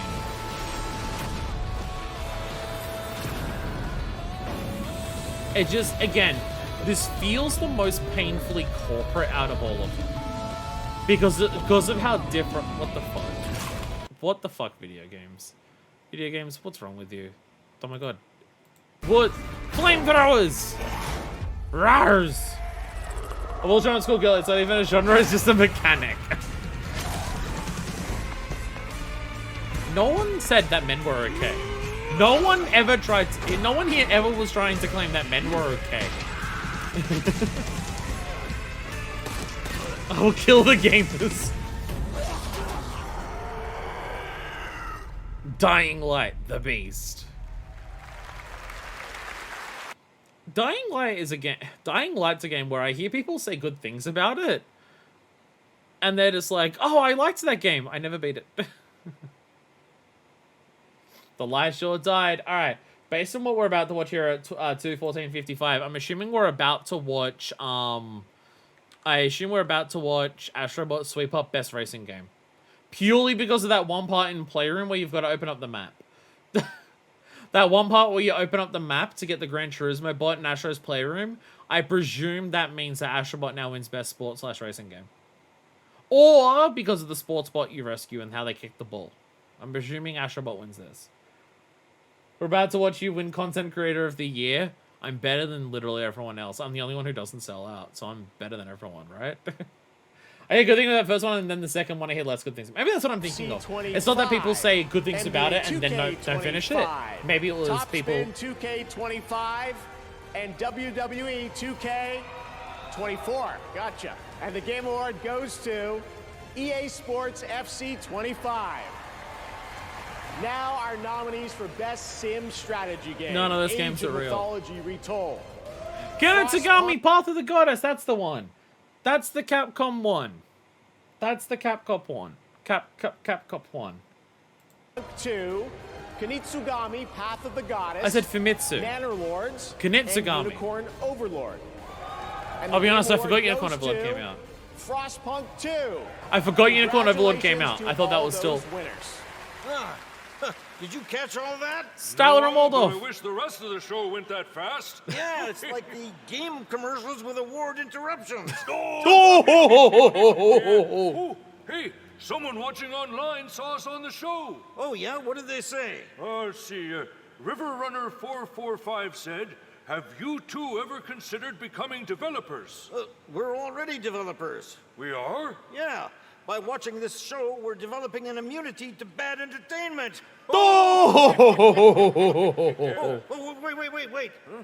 There's Kojima, look. Did you know that Jeff Keighley's friends with him? Yeah, but does Kojima know that? Oh, boy.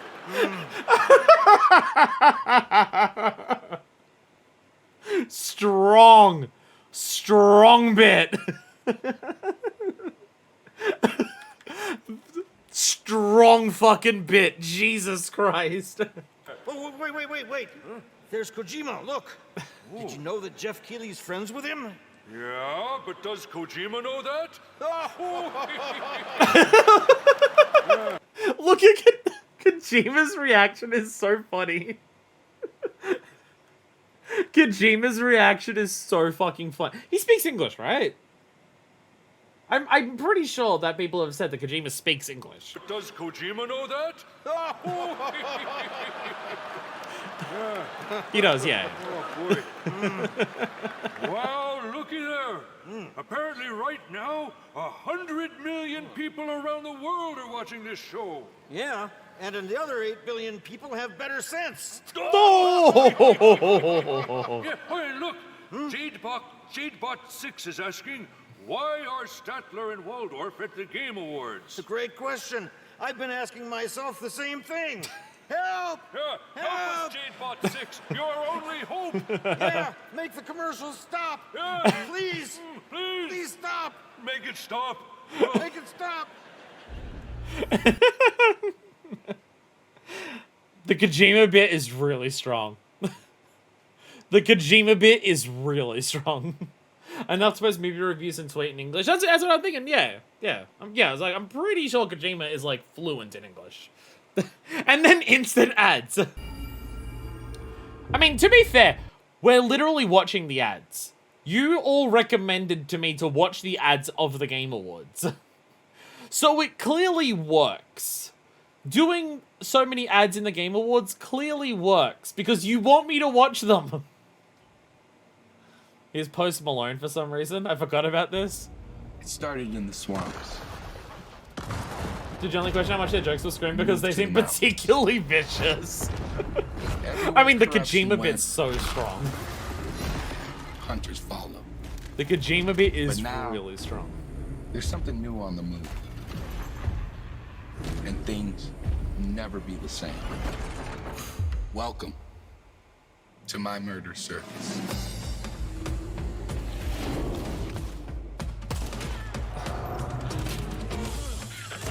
What's Post Malone doing? Is Post Malone featuring in this game? He's stealing Juggalo Valor!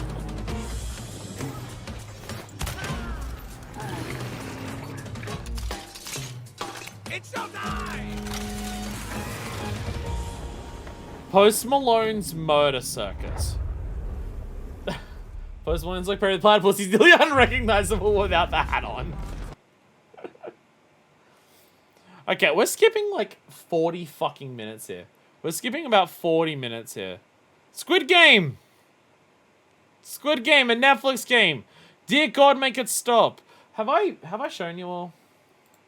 Have I shown you all this? Have I shown you this? I've seen these in the supermarkets constantly. Oh my God, it's literally... Actually, I can also show you that one. I can also show you this, because apparently this is also unique to Australia. But fucking... Yeah, fucking, okay, so set my location. Doesn't actually show my location? No, it doesn't. Y'all want some Squid Game nuggets? From the hit novel, Don't Create the Torment Nexus. Squid Game barbecue chicken nuggets in the shapes of triangles, circles, and squares. Squid Game nuggets. You know, to appeal to all of the kids in the supermarket. To appeal to all the kids in the supermarket who watch Squid Games with their parents. Mummy, mummy, mummy, buy me the Squid Game nuggets. Astro bot nuggets. There's also this. This is apparently only in Australia. This is apparently, from my understanding, only in Australia. I don't know how true that is. Okay, their website says it's exclusive to Australia. But there's also this. There's also this. Squid Game meal in Australia.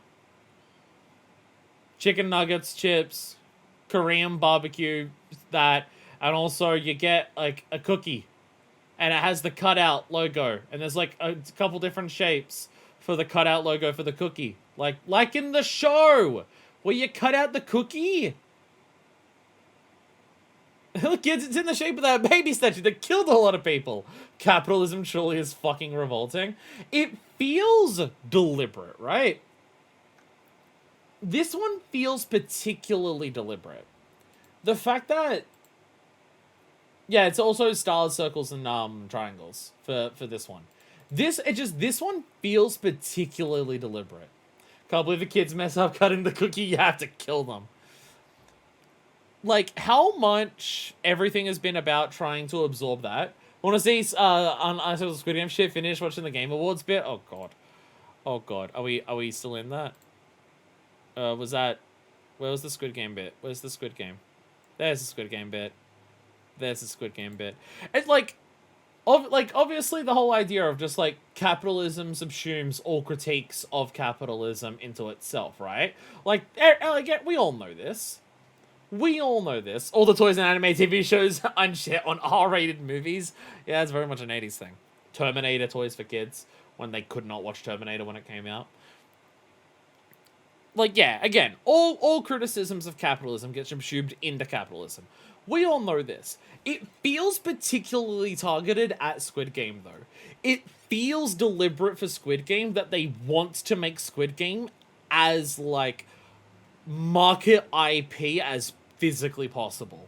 Like, it really feels deliberately targeted at Squid Game to, like, turn Squid Game into as much of a capitalist marketing tool to steer away from what the show is saying. It feels way more deliberate than a lot of other things. Like, seeing Hunger Games, like, there are, like, I can go to the supermarket and buy, like, Hunger Games flavored chips, I'm pretty sure. Was that a thing as well that I also saw? Hunger Games chips. Oz. Or am I thinking of... I might be thinking of Dune. I might be thinking of Dune.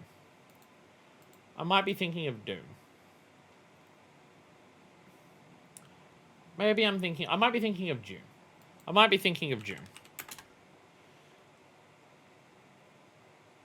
I can't remember which one I'm thinking of. But there's flavors of chips where it's just like, have these flavors of chips that are inspired by your favorite TV shows. And there's like cheesy garlic bread June 2 chips or anything like that. Like, it's always existed, but it feels so targeted at Squid Game.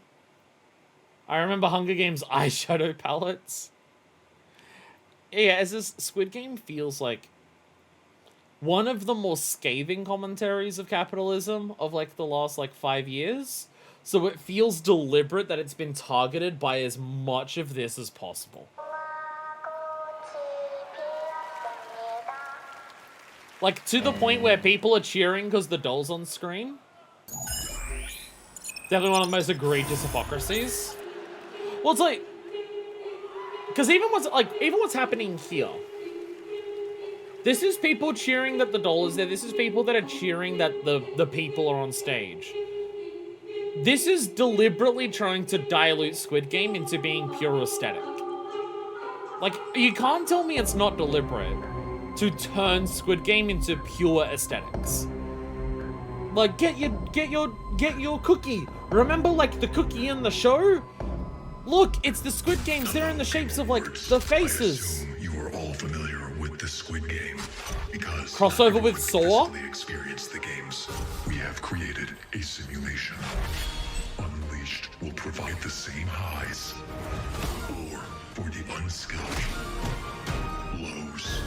To all players watching at home, access will be granted to everyone. Listen to the fucking music.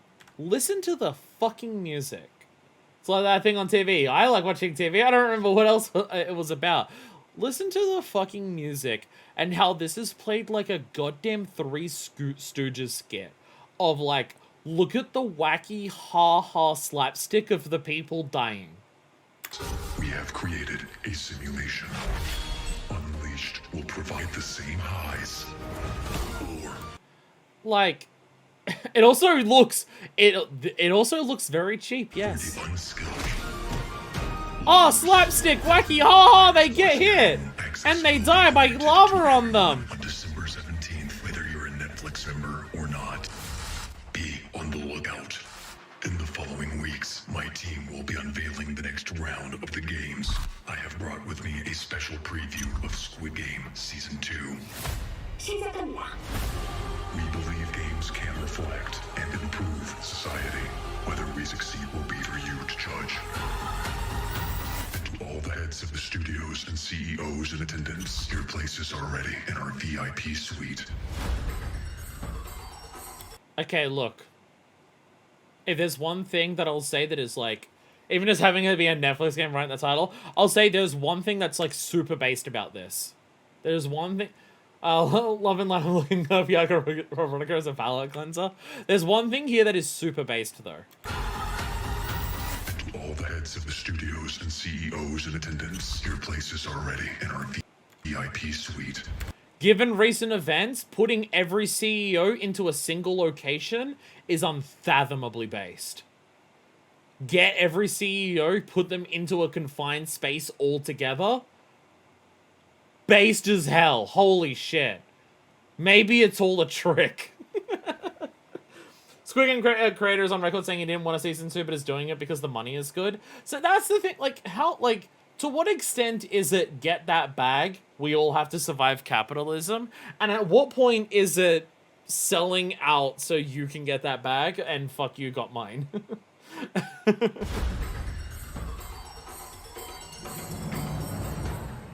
Like, you remember that? Like, I've not seen, like, all of Squid Games. But, like, you know, being on social media, it's unavoidable to see some of the parts of it.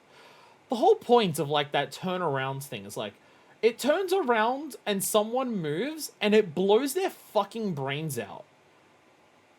And, like, someone in front of everyone has died. And people start panicking. And people start dying en masse. That's meant to be a horrifying moment. To make you realize how much the people running this do not care about human life and see your death as entertainment. That's like this, like one of the things that has been turned into. Whoa! It's the girl from the shot. Like, I'm not saying that you can't get it. Like, I'm not like hypercritical of like brands and IP and nostalgia and stuff like that. I don't think it's inherently wrong to be excited and to clap at something because it's something you recognize. I'm literally playing through Astro. It's okay to be excited about things that you enjoy. It's fine to be excited about seeing the thing that you like be over there. That's fine. like, in of itself, I don't have an issue with that on, like, an individual personal level for people. I really don't. Because, like, you're allowed to have art resonate with you, and you're allowed to, like, react to that in, like, childlike whimsy when you see the thing that you like. It's, like, it's fine.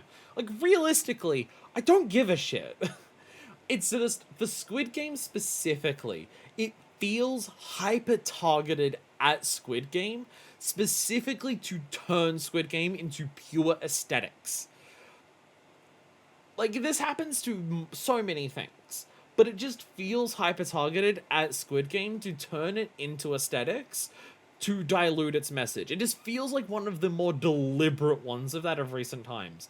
Like, thing gets popular, people want to make money off of it. Always happens. It just feels so targeted at Squid Games that I'm just like, what the fuck? Please welcome the founders of Death Row Games, Cordell Brodus and Snoop What's happening? Dogg. Why is Snoop Dogg on stage? Why is he on stage? Why is he up here? What's he doing? What's he doing? What's he announcing? Snoop has a game studio. They haven't done anything yet, but it exists. Oh, okay. What's he announcing? Best ongoing game. I just want to see how much people cry when 14 doesn't win. You. And them were some dope ass trailers. You can't watch that. I just want to see how much people cry when 14 doesn't win. And the game award goes to. I don't have a game, cuz. I would assume Helldivers. Yet. I would assume Helldivers. Helldivers 2. Yeah. Yeah. Final Fantasy XIV has literally already won this award. It's fine. It's fine. It's literally fine. 14 has literally already won this award. Let someone else have it. Sorry, what else are we watching? What else are we watching? There's a festival. What am I looking at here? What is this?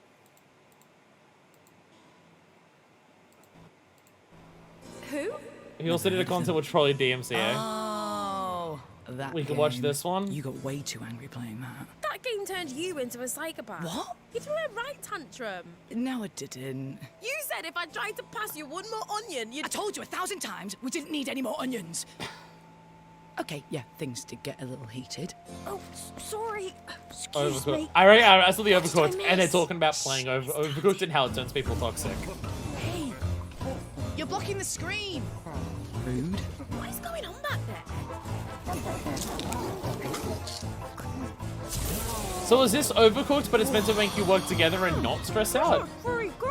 Oh, this looks wicked. Oh my. Oh, it's a two-player. And they're showing so much gameplay. Oh, no. What's happening?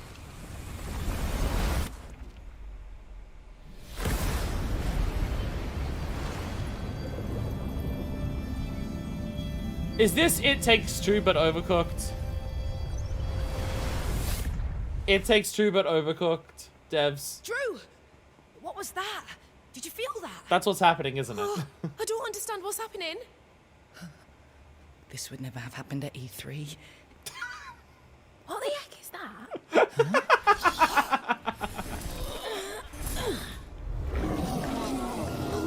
What happened to either fucking kills me?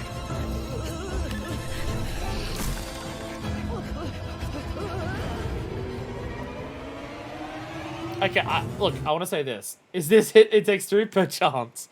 Okay, look. I want to say it is It Takes Two, but you know what specifically this reminds me of? Both running away, someone has to step on something to make sure the other person doesn't get killed. Welcome back, Crash to Insanity.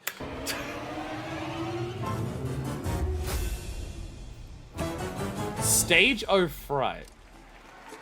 Oh, Stage Fright. That the O's are an I. Okay, I'll be honest. Subway Surfers, yes, we've all seen it. Okay, I'll be honest. That looks good. That, I mean, I like Overcooked. Good. Overcooked's good. I've heard some people say that Overcooked gets a bit too repetitive, but I really think Overcooked really depends on the people playing it about whether it's a long-lasting game for you or not. We'll go at that one Brothers game. Oh, Brothership. I haven't played that yet. But that one looks good. That one looks cute and adorable. Net marble. She marble on my net to like... Oh, it's Game of Thrones. I don't care. I like what they did with the staging this year. It does look shiny and pretty. They're actually putting the budget towards presentation. Overcooked relies hard on A, who you're playing with, and B, playing in smaller segments. Well, so I've heard people say that it can't last long. This is Monster Hunter something. I saw Switch Axe. I'm just like, this is Monster Hunter. But I think this is a mobile game. This is a Somnicanth, I know you! I know Switch Axe! Switch Axe! I can't... They you know, there's a non-zero chance they're going to show a Sunbreak monster. I can't watch that. No! No, I must skim while we're going through it. I will force you to waste time. So, okay.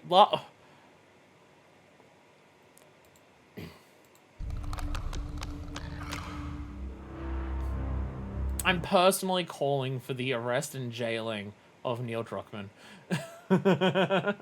I am personally vouching for Neil Druckmann to be in prison.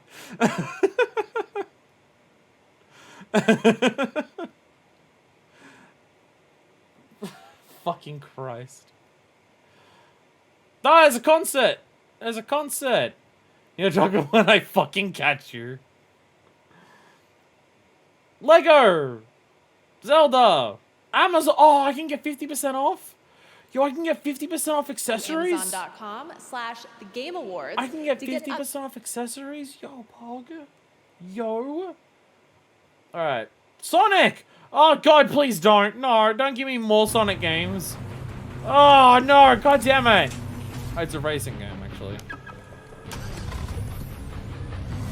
Shadow, why is your car fuck so hard?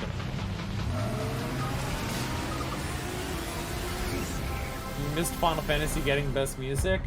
I'm going to your timestamps. I can't. Don't add more to my list. Gerg. And also Arg. Everything of Shadow's fucks hard. I'm so excited to play the games and actually, like, play the games that feature Shadow. And actually learn about the man Shadow the Hedgehog. Tonight at the Game Awards. Here are the nominees for Best Independent Game. Astro Bot! Balatro, Lorelei and the Laser Eyes, Neva, and UFO 50. Wasn't there literally Best Indie Award before? Wasn't there literally a Best Indie game earlier in this show? That's why Shovel Knight Devs came out. Oh, Best Debut. Oh, okay, okay. Okay. Okay. Doodles, are you upset that Lorelei and the Laser Eyes didn't win this? Because Balatro won this. And the Game Award goes to Balatro. Congratulations again. Now the nominees for Best Mobile Game. AFK Journey, Balatro, Pokemon Trading Card Game. You haven't Pocket, played it yet? Oh my God. Wuthering Waves, and Zenless Zone Zero. And the game... This is upsetting. This is upsetting. Please let Balatro win again. Award goes to Balatro. Yay! Again, local fun. Here are the nominees for Best Audio Design. Astro. How is Balatro not on here? Where's Balatro? How is Balatro not on here? Pokemon Pocket even getting to be in it is so dumb. It's literally opening packets of Pokemon cards. Get fucked, Gotcha. Balatro single-handedly saving the best mobile game. One of them was fucking AFK Journey, for fuck's sakes. How is Balatro... Like, Balatro should be here, right? Isn't literally a whole point of, like, what makes Balatro have so much goddamn juice to it the sound design? I thought part of what people said... Best indie game, but we exclude Balatro this time. I thought part of what people said that made Balatro, like, have so much juice is the audio design. But come on, Astrobot. It's Astro. Did you play that tree level? It's got to be Astrobot. Final Fantasy VII Rebirth, Senua's Saga. I mean, also 2, FF7 is good music. Silent I haven't Hill played 2. Rebirth, but come on. And the Game Award for Audio Design goes to Senua's Saga, Hellblade 2. Oh, there you go. Ninja Theory. Astrobot Sweep is dead. Astrobot Sweep is dead, sadly. But apparently Hellblade 2 was basically 100% audio design. Okay, yeah, okay. It was made to win this award specifically. Okay, okay. I can't criticize that because I've not seen Hellblade 2. I've seen bits of Hellblade 1. I've seen nothing of Hellblade 2, so I can't judge that. Now the nominees for Player's Voice. It started with 30, down to these 5.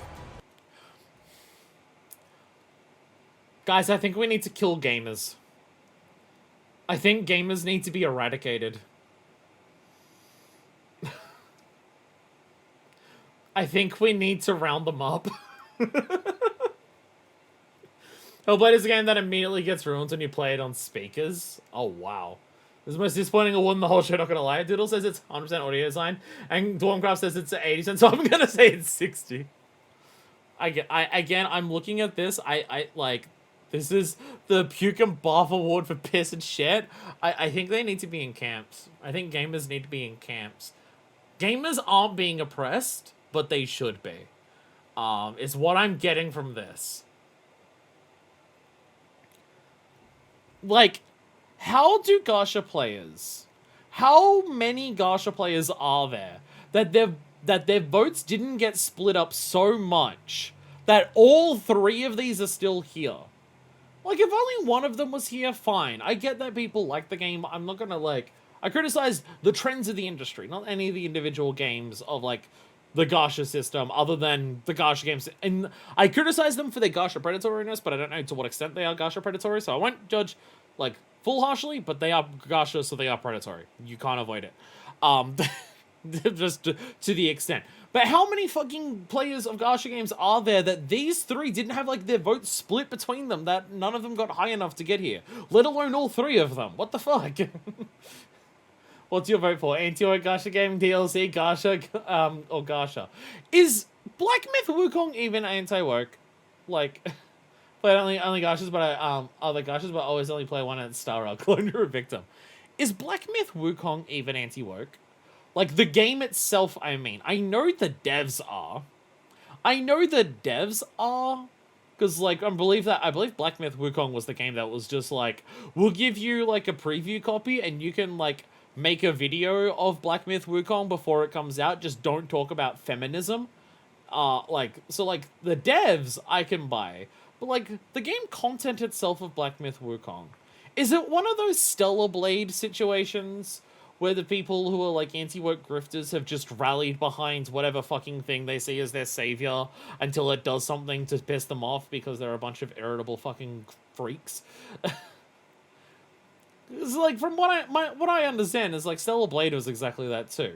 They rallied behind it because girl and she's sexy and she shows off her body as going against the woke crowd who hates sexy people. And it's just like, the game is just like, you just play as an intro and, like, it's just all like... The game itself is fine, I think. I'm gonna play Hokusai Rail right now because how easy it is to do my dailies, weeklies, and I got interested in the story. Black Myth Wukong, Genshin Impact, Elden Ring Shadow of the Erdtree, Wuthering Waves, and Zenless Zone Zero. And the Game Award 100% by the global community selected this goes to Black Myth Wukong. Congratulations, Game Science. All right, there's still more Game Awards to go. And okay, like, I don't know anything about Black Myth Wukong. I'm genuinely not that I'm saying it's rigged, not that I'm saying that it's the only reason. I'm genuinely curious. It may not even be overwhelming, but I'm genuinely curious how many people voted for Wukong because they saw it as anti-woke. I'm not saying that it won because of that. I'm not even saying that it's like a noticeable percentage of the votes for it. I'm not trying to say that. I'm literally just curious how many people are that lame that they would vote for something purely because of that. I'm not saying it won because of it. I'm not saying it made a dent in the votes. I'm curious how many people are that pathetic. Soulblade, it looks like Blaine is telling me, like, why does it warrant a cultural war? We've done this exact thing before. Just mediocre and Nier and Armada. Because anti-woke grifters are the lamest people on the planet and none of their actions make sense. At least it's a game, not a slot machine. I know Wukong Mythos is like the most OP thing ever. That's about it. I love how you had to hardcore specify this was what they voted for. This was the winning vote. 100%. It was the actual winning vote. Probably a decent amount plus a decent amount of Chinese gamers. I mean, that like, if there's one thing I can say about Black Myth Wukong, having a game that like celebrates Chinese history and mythology and stuff like that is pretty cool. We don't get that in the gamer space, especially at games at the budget level of Black Myth Wukong. Genuinely, that's a good thing. Having more games with like that get to this level of budget about more different cultures is a good thing. Whether the individual games or anything, I don't care. I'm not saying anything about that. But more diversity in terms of like cultural inspirations and stuff for video games is a good thing. So like, if people who are Chinese want to vote for this because it's just like we got a game that like did Chinese culture and we love it and it did it well and we're happy and rally behind it, good. That's a good reason. I'm happy with that. I'm just curious how many people are lame fuckers. Wukong got like 1,000 different instances of immortality and took a dip into a thing that strips immortality and came out with more immortality. Look, Monkey King is just too OP. There's still more game I was gonna play them. You're You're just gonna go back to Swallow's Compass.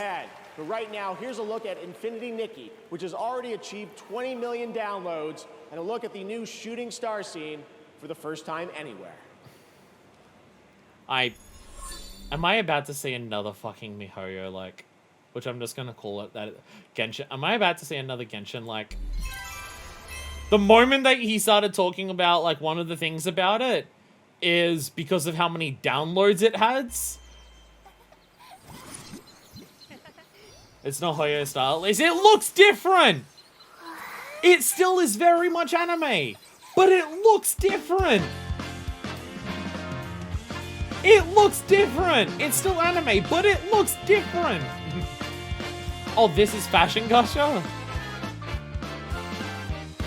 Farming Sim but Gasha.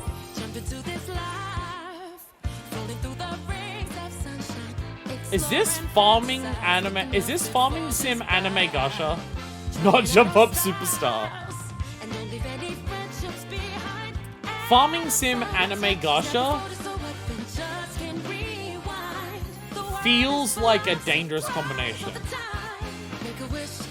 Anime Stardew Valley that you can gamble on seems like it's really dangerous for certain people to play. Wow, this is really Jump Up Superstar. This is so aggressively Jump Up Superstar. Yeah, that chorus, holy shit.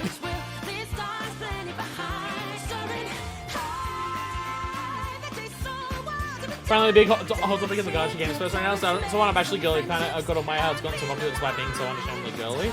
It's a game that I'm not allowed to even look at. I'm not looking at the screen. I mean, like, I will say this. I will say, compared to all the other Gashas that we've seen today in this show, this looks like it has the most individual personality and charm, and feels like it actually has a clear vision that they wanted to go hard in on, rather than just trying to be like the popular thing. I can see a clear, coherent vision here. The coziest open world game. I can see a clear, coherent vision that they want to appeal to there for my family. For gameplay and aesthetics and vibes and art style and everything. I can at least respect it from that perspective. It's still Gacha, so it still has the issues with Gacha, yes.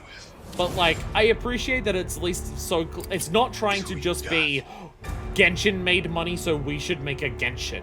I can at least respect it for that. This is a game that's I made to take my money specifically, and I hate that a streamer I like got addicted to it. I need to keep it out of my life so fiercely. The original whatever Nikki game was very popular, and then this one got a fuck ton of pre-registers. From Breath of the Wild, Infinity Nikki 2, which speaks to the open world being good. I mean, there was some parts that were like on like a fucking like minecart and shit. Like it looked like it was an actual its own identity, as opposed to just being Genshin. But again, oh god, his Toys to Life back to life. A Toys to Life coming back. I'll be honest, that dinosaur has strong Toys to Life energy, and so does the panda. Play mobile games on your PC because fuck you. I can't believe Ninja Bread Man came back after all this time. Can't believe this is advertising Ninja Bread Man sequel on Google Play. Can't believe it's finally back after all these years.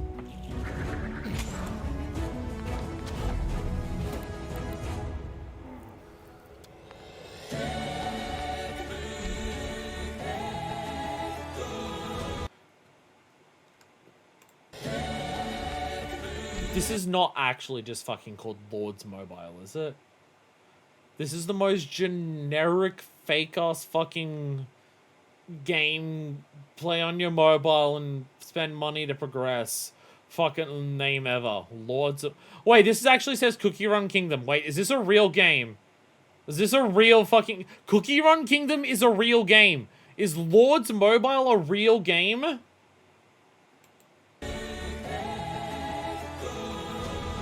PlayStack, but now real. Or BlueStack, sorry. I know Gunscapes is real too, so probably. Lord's Kingdom? Really? Welcome back. You've seen the trailer. These are all real mobile game characters. Lord's Kingdom? Why? 2016 RTS. I'm upset. I'm upset. I see a pie chart. What is that? The 4 seconds. Why is it black and white? I thought Cookie Run Kingdom was some shit everyone collectively made up. Why'd it go black and white? Times I've been here. Sam, what are you doing? Awards I'd won. Sam, why is it black and white? Kept nagging at What are you doing? Forcing me to snap out of my reverie. I was here to do a job. Sam Lake doing a normal look for best narrative. Okay, this I want to watch. Sam Lake is funny. I want to play like Alan Wake. I want to play Alan Wake just because like I'm not seeing too much about like Remedy games that like really drag me into want to playing them. I'll be honest. Watching Sam Lake makes me want to play Remedy games. Like, out of everything, the thing that makes me want to play Remedy games the most is just seeing Sam Lake do shit. And from my understanding, he's in one of the Alan Wake games. Like, one of the spin-offs, or maybe two itself, or one or something. I was back at the Game Awards. It felt like a loop. I'd lost track of how many times I'd been here. How many awards I'd won. Something kept nagging at me, forcing me to snap out of my reverie. I was here to do a job, hand out the award for Best Narrative. The nominees were each incredible. Frankly, I was so impressed by the storytelling genius, I was overcome by a nasty fit of jealousy. But they would never need to know that. Play it cool. On the stage, I felt an urge to dance. That's what they all wanted. I'd say Let's get this nominated as a real because Rebirth. Keep this short. Here are the nominees for I'll close my eyes. Narrative. I'll close my eyes. I just won't listen to the narrative where they'll probably say words about narrative. You here to pick a fight? Why not take us? I just won't look. I'm sending you to Hawaii. I'll just not look. Wants to meet you. I'll just not look. This is the way of the real world. I'm hearing yelling. I can't tell what these games are. Heartbeat of the lost As if F7 even been on screen yet, I don't even know. I just hear words. Mary People died are of that talking. damn disease Damn, 3 the years narrative ago. one was focused so much on people talking. This is weird. People are clapping. And the Game Award goes to... He's wearing a ceasefire pin. Metaphor. ReFantasio. Hey! Metaphor ReFantasio. 30 million pre-registrations. Had to go check it out. Metaphor ReFantasio. I've heard Atlas finally made a game that wasn't fucked. For people here who have played Metaphor ReFantasio, is this true? Because I heard people say the same thing about Persona 5, and then I heard that's very much not the case for Persona 5. Because I'll be honest, if there is an Atlas game that isn't fucked, I will actually play it. Silent Hill getting nominated for a story written 30 years ago is crazy. Silent Hill 2 actually did that. I know very little about any Atlas game. Don't watch my LP of P4. Denshi, you're the most likely... I thought it was really good. The narrative is very strong. I was about to say, Denshi, you're the most likely one here.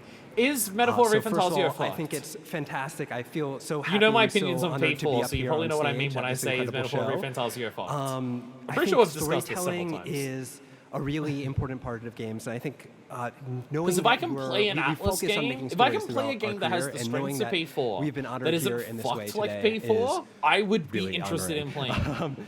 So additionally, I'd like But to also, thank like, the everybody narrative's at an the important point, studio because I who think the has story helped of make P4 this is game. pretty bad. Without their help, we could not have done this. So thank you guys so much. To be fair, when I say the good parts of Persona 4, I mean specifically one part of Persona 4. And I mean the parts of Persona 4 that feel like a Seinfeld episode that isn't one of the racist Seinfeld episodes. Like, that's, like, P4 is being good when it's being an episode of Seinfeld that isn't one of the bigoted episodes of Seinfeld. But unfortunately, a lot of the times, P4 is being an episode of Seinfeld that is one of the bigoted episodes of Seinfeld. And sometimes, it's being just a fucking, like, bigoted manifesto and literally nothing else. And then the story is also bad. Metaphor's art style is cool, and yet I am hesitant. I'll be honest, I am so mixed on Atlas art styles. I'm just like, I see the, like, the flourishes they put into their UI, but I'll be honest, I don't know about Metaphor ReFantasio because I haven't seen it, but I'll be honest, seeing the, like, anime art style of P3, P4, P5, and Catherine, I honestly think Atlas has one of the ugliest anime art styles that has ever existed. Their anime sprites look really fucking bad. Like, the anime sprites in 4 look terrible. And the actual parts where it cuts to full-on animation are straight garbage. So it's always been my thing with Atlas. People say that they've got so much style and personality. And then I look at it and I'm just like, this is one of the ugliest anime things I have ever fucking seen. And then people mean just the UI. And then I see someone put Persona 5 UI on an art style that isn't hideous dog shit. And I'm just like, oh yeah, it does look good. It does look good. But so I don't know about Metaphor. Maybe they actually hired people who know how to draw anime for that one. I don't know. The only bigotry includes also sons and racism, which is a major plot point. I might play Metaphor ReFantasio. I might play it. An Atlas game that isn't fucked might be good. Hi, Sam. Should I add? I'm not even calling them Remedy at this point. I'm just calling them Sam. Should I add Sam's games to the list? Actually, to be fair, I can actually say Sam's games because I can go as far and say, do I want to also add the games that were before Remedy, which from memory is like some but not all of the Max Paynes, because I think they were before Remedy. Do people want me to put Sam's games on the list? Is that a thing that people would be interested in? Because again, like, the games themselves, it's like, what? Max Payne, Alan Wake, Control, there might be some others. Like, I'll be on, like, I've not seen much about any of them. And there's nothing I've seen about any of them that drive me into wanting to do it. But every time I see Sam Lake, I'm just like, you seem cool enough that I want to play games that you work on. The games that you work on might be cool because you seem cool as a person. I have no strong opinions. They're on my backlog too, but like down the list. I only ever played Control, so I'm ambivalent. Okay. They're good games, so I'd be happy to sell for a Control playthrough, and I happily watch the games leading up to that. That's how we do it. Congratulations, Hoshinos, for Well, it's like I'm playing through every game that Suda51's worked on, except for the ones that are before fucking. Like I'm not playing Fire Pro Special. Because that's not in English. As well for coming out for that. Played Alan Wake 1 for the first time last year. It was pretty rough to get to. We do Control have and one to a better last list, very maybe worth special it. announcement to share with you. Oh, is this the one that I'm doing? Is this one I'm doing? I don't know. Really amazing Metaphor ReFantasio. I love these like moments where we're 20 able to pass the torch from a previous winner to a brand new honoree. Thanks to Sam Lake as well for coming out for that. All right, well, before we get to Game of the Year, we do have one last very special announcement to share with you. One last This year, announcement. The stars align for some very magical things to happen at our anniversary show. Things that might not have ever seemed a possibility. If you truly love video games like I do, this moment is for all of us. Jeff Keighley is actually getting choked up here. What the fuck is this? Jeff Keighley is actually getting choked up on stage. What the fuck is about to happen? What? That's just not what I expect when he leads into something.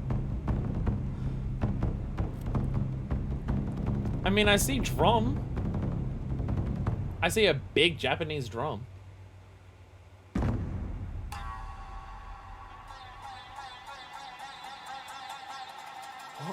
looking at? I mean, it's very Japanese.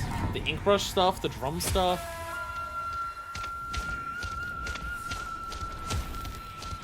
Is this Okami? Is that Ami running? Holy shit, that is Ami! That's absolutely fucking Ami. What the fuck? What? Was that tweet from like 6 years ago true? Was that tweet from 6 years ago true, Kamiya? Kamiya no longer works at fucking Platinum. Is this actually happening? Was Kamiya not lying back then?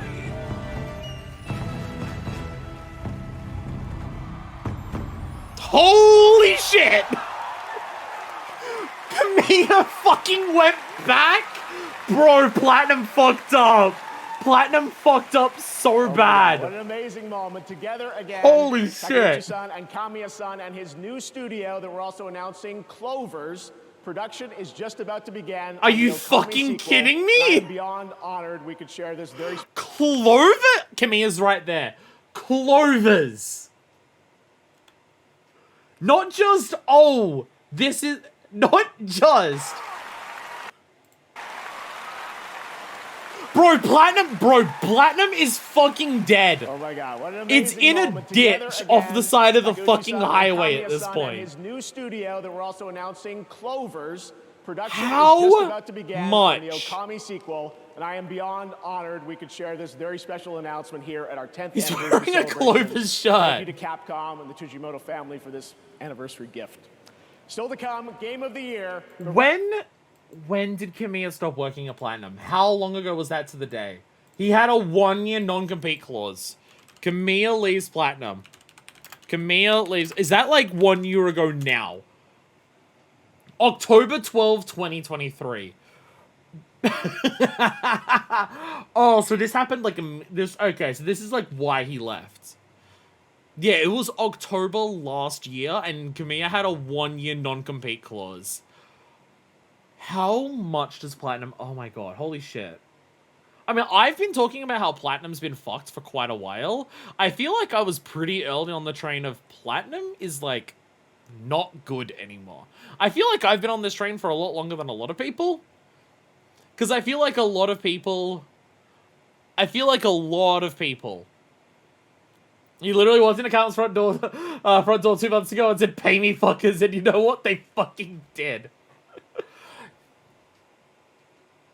Like, to go back to the studio that you walked out with, like, your other people nearly 2 decades ago saying, "Fuck you losers, we're making our own studio with blackjack and hookers," to come back and just be like, give me my studio back, and Capcom in their current Cap God era turn around and say, "Fuck it, why not?" You know how wild this shit actually is? You know what's actually fucking insane about this? This is Kamiya's first sequel. This officially makes... any of the people he had an issue with are probably still there. It was so long ago. They left in, like, 2006, 2007. Like, yeah, they left Capcom during, like, right before, like, the Crapcom era hit. They left right before that started. Like, I very much feel like they saw the writing on the wall, and also they were being told to... make games that sold more than 10 copies. That is like, we looked at the sales of God Hand. Can you make something that sells a bit more? Then they did Okami, and that sold a bit more, but like strictly a bit more. But I probably saw the writing on the wall because, like, again, that was right before Crapcom era. Like, because again, I'm pretty sure it was like 2007, 2008 they left, because Mad World was out by 2009 or 2010. But, like, oh, holy shit, Platinum's cooked. Platinum is so fucking done. Platinum is fucking roasted, like... And it's... Because it's not like Kamiya left. There's also non-zero chance that the minute his non-completely expired, Capcom ninjas were at his front door. I am so curious who approached who. I mean, there's that, like, if they're establishing a whole ass studio, I mean, they don't even have a name here. It's literally just says Okami sequel. So I presume they started working on this trailer, like, the minute the non-compete ended, right? But, like, there's a possibility that Camille left because he was approached by Capcom. And just Platinum's contracts meant that he couldn't actually work with them for a year. 25 people from Platinum also left to join Clover's. Oh, so Platinum is, like, dead. It's not just that Platinum are, like, nearly done. Platinum are dead. Actually, I'm assuming, because, again, when Camille left Platinum, it's not, like, if you're not familiar, Camille's been kind of fucked over at Platinum for about a decade straight now. Because, like, Camille has been, for most of his early career, Camille was primarily a director. He directed Resident Evil 2. He directed Beautiful Joe. He directed Okami. He directed Bayo. He directed Wonderful 101. I might be missing one or two in there. Like, he's been primarily a director for a long-ass time, has never gotten to work on his sequel. He's, like, at most gotten to be, like, creative director or supervising director or just supervisor or producer on other sequels in that time. Like, he didn't direct any of the Beautiful Joe sequels, I don't think. He may have directed two, but I don't think he would have directed Red Hot Rumble. But, like, he didn't direct Bayo 2 or 3. He worked on them, but I don't think he was director of either of those. He was director on a couple other games at Platinum in the intervening years, but, like, after the Wonderful 101, Kamiya was put on as director of Scalebound. We know how that went, with Scalebound being cancelled. So Kamiya was directing a game. It went to shit. And then Kamiya was director for the Project GG. I'm assuming Project GG is dead in the water at this point, right? Like, the last thing we heard about what Kamiya was doing at Platinum was Kamiya gets to direct the game again. Kamiya's getting to direct Project GG. So, like, after Scalebound shits the bed, and it's been, like, Kamiya hasn't directed a game in over 10 years at this point. Because his last directed game was The Wonderful 101, which is a 2013 game. As we know it, leaving was an idea pitched to him by Kensuke Yama, Project GG member, and spoiled by other Platinum members due to disputes with Inaba. Inaba. It was the people who left to go to found the people who left Clover to found Platinum were Inaba, Kamiya, and Mikami. And Mikami left, like, super early on. Which would be so funny, because Mikami no longer works at Tango, which that happens before Tango was sold off, well, closed down, and then sold off by Xbox. Mikami left Tango before that happened. He left not long after Hi-Fi Rush came out. It'd be so funny if Mikami ends up back at Capcom at Clover's. It'd be so funny if Mikami to go back to Clover's. That would be fucking hilarious. But, and general unhappiness with not getting to make the games he wants. Again, Kamiya went from directing a new release game every 2 to 3 years to going 10 years without being a director.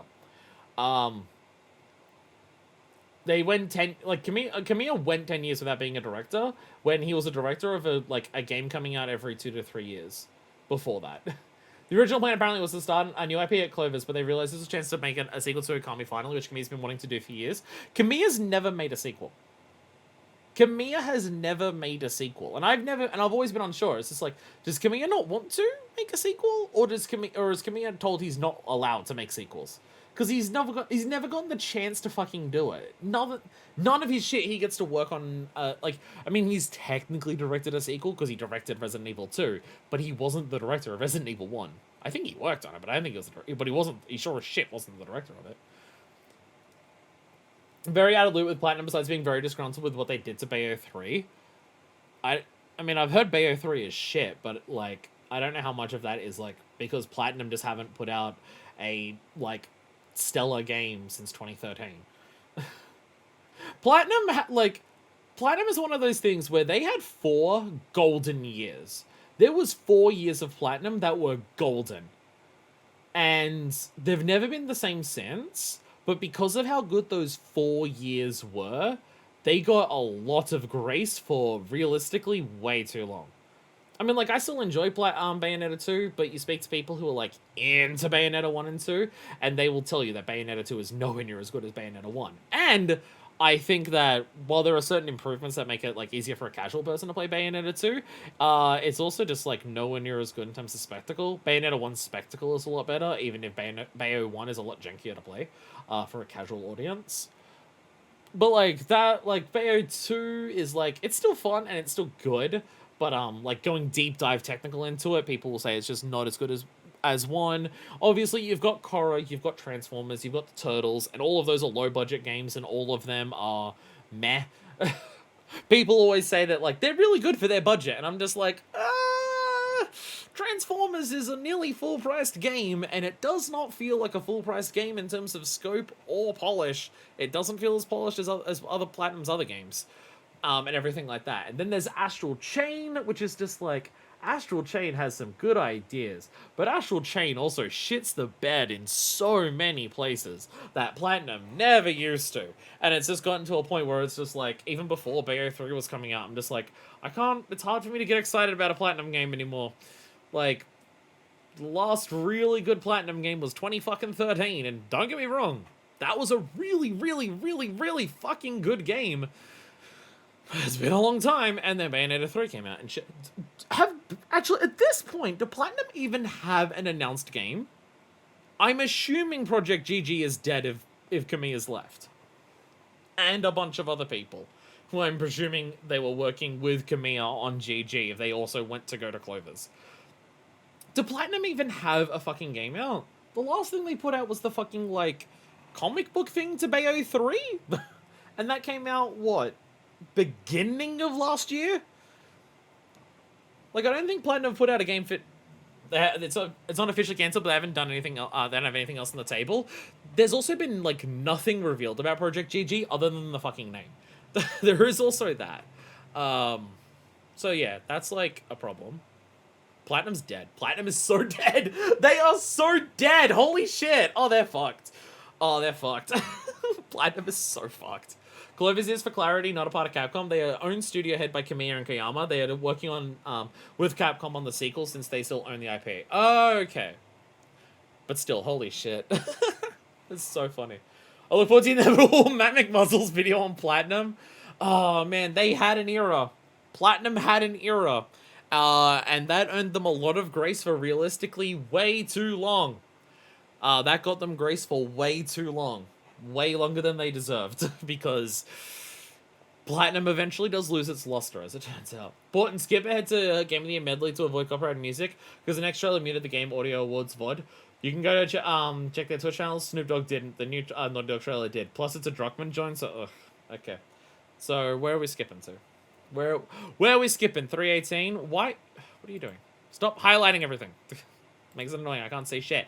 So, to 318. This thing?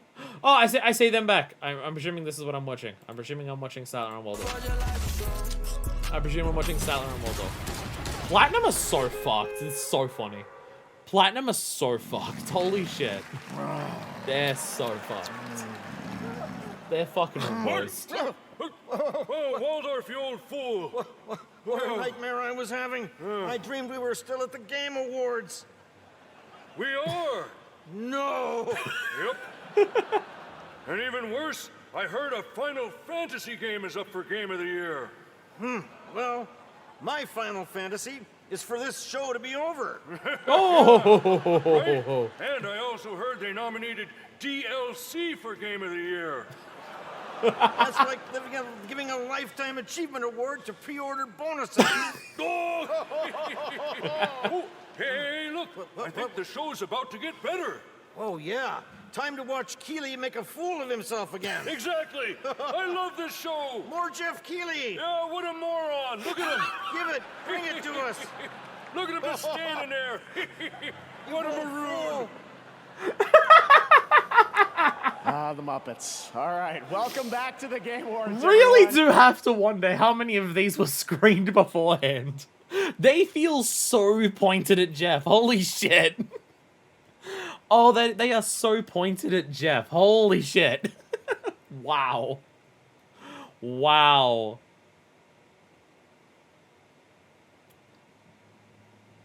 From the studio that bought, is this... Yeah, okay, there it is. Is this worth watching to make fun of or not? Oh no, this is the trailer with copyrighted music. This is the trailer with copyrighted music. Absolutely scathing. Okay, okay, here's my question. Does anyone who care about Last of Us find this trailer interesting? It's a game I've been working on for the last couple of years. Oh, well here I am. Oh, to be fair, I'm talking shit about Neil Druckmann. I'm talking shit about The Last of Us. I have literally no idea about this. What is this? Intergalactic. The Heretic Prophet. Naughty Dog. You can skip until the guy gets on stage. The speech he does is nice. PlayStation. I just... it looks good. Okay, it looks good despite Druckmann. Okay. Okay. Again, I am a Druckmann hater. I'm okay with being a Druckmann hater. Alright. He's a head honcho at Larry, and they shushed off last year. English titles have been recognized as Game of the Year. Please welcome last year's winner from Larian, Sven Vinka. He gets time to talk this year.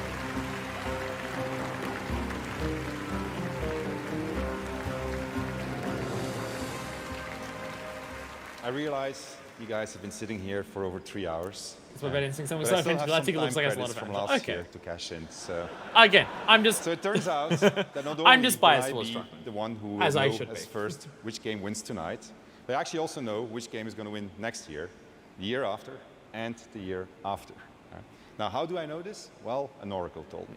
She said, change is coming. It's a modern oracle, so they made me sign an NDA, but I trust all of you. I know you can keep a secret. You will never leak it. The oracle told me Also that the very Game of the brain Year porsche, 2025 was going to be made by a studio who found the space game. formula to make it up here on stage. It's stupidly simple, but somehow it keeps on getting lost. Studio made their game because they wanted to make a game that they wanted to play themselves. They created it because it hadn't been created before. They didn't make it to increase market share. They didn't make it to serve as a brand. They didn't have to meet arbitrary sales targets or fear being laid off if they didn't meet those targets. And furthermore, the people in charge forbade them from cramming the game with anything whose only purpose was to increase revenue and didn't serve the game design. They didn't treat their developers like numbers on a spreadsheet. They didn't treat their players as users to exploit. And they didn't make decisions they knew were short-sighted and function of a bonus or politics. They knew that if you put the game and the team first, the revenue will follow. They were driven by idealism and wanted players to have fun. And they realized that if the developers didn't have fun, nobody was going to have any fun. They understood the value of respect, that if they treated their developers and players well, those same developers and players would forgive them when things didn't go as planned. But above all, they cared about their game because they loved games. It's really that simple, said the Oracle. Winning Game of the Year turned out to be a life-changing event for us. It was an amazing thing. To those who will win Game of the Year 2024, you have no idea what's waiting for you. It's an incredible honor, and you're in for a heck of a ride. Now remember, should you be told to wrap it up for tonight, you can always come back next year and chat for 3 minutes. Okay? So, now, to pay tribute to the nominees for Game of the Year, once again, Lorna Balfe and the TGA Orchestra.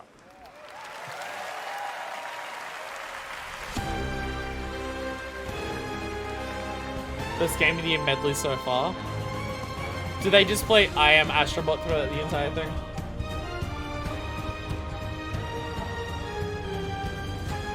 I do appreciate that they do have a fucking orchestra on stage. Having a whole ass orchestra on stage is really cool. That is cool. I can respect that. Flute guy. Should've kept the sausage for 20 minutes and I'd have let him. I mean, he was spitting straight facts, as the kids stealing black people's language say. Pedro is just incredible. Going for it. Going for it. Get the DLC out of here. Again, I'm mixed on that because Iceborne is my game of the year for the year that Iceborne came out. And it's DLC.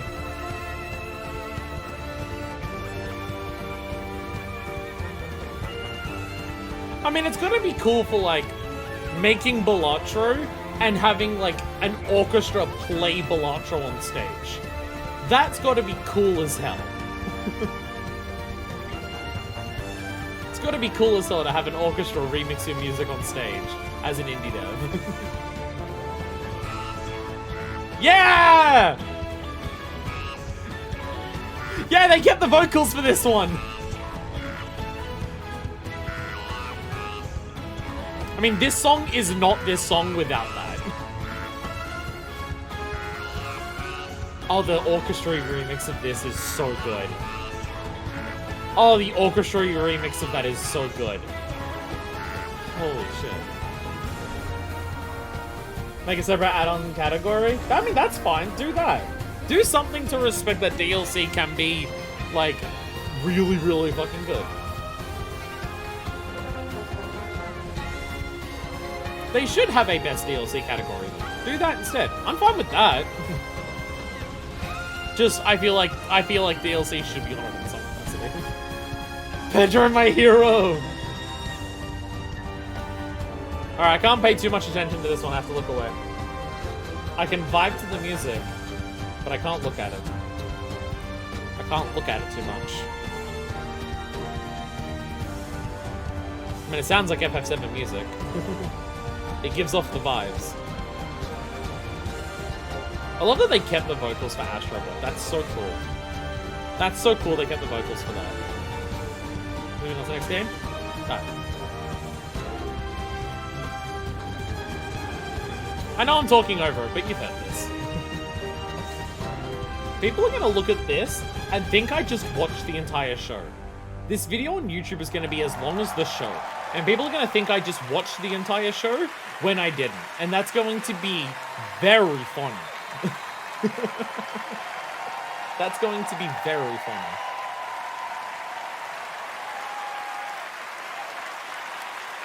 I am Astro. He loves his joke so much, he's incredible.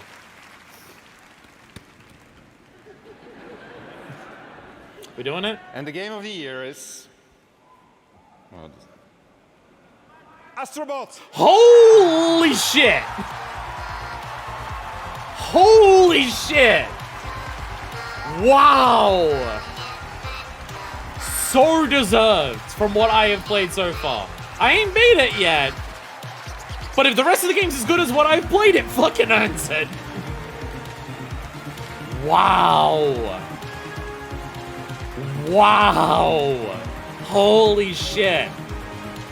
A non-Nintendo 3D platformer winning Game of the Year in 2024 is insane.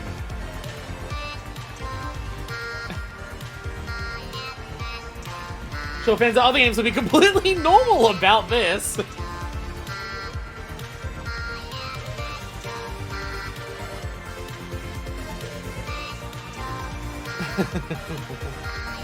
Hey, everything that the Larian guy was saying was true.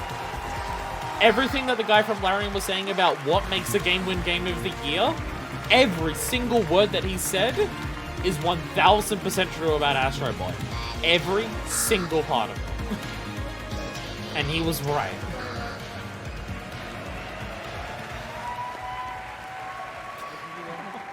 Jesus Christ. Wow. Nothing can prepare you for that. Thank you so much.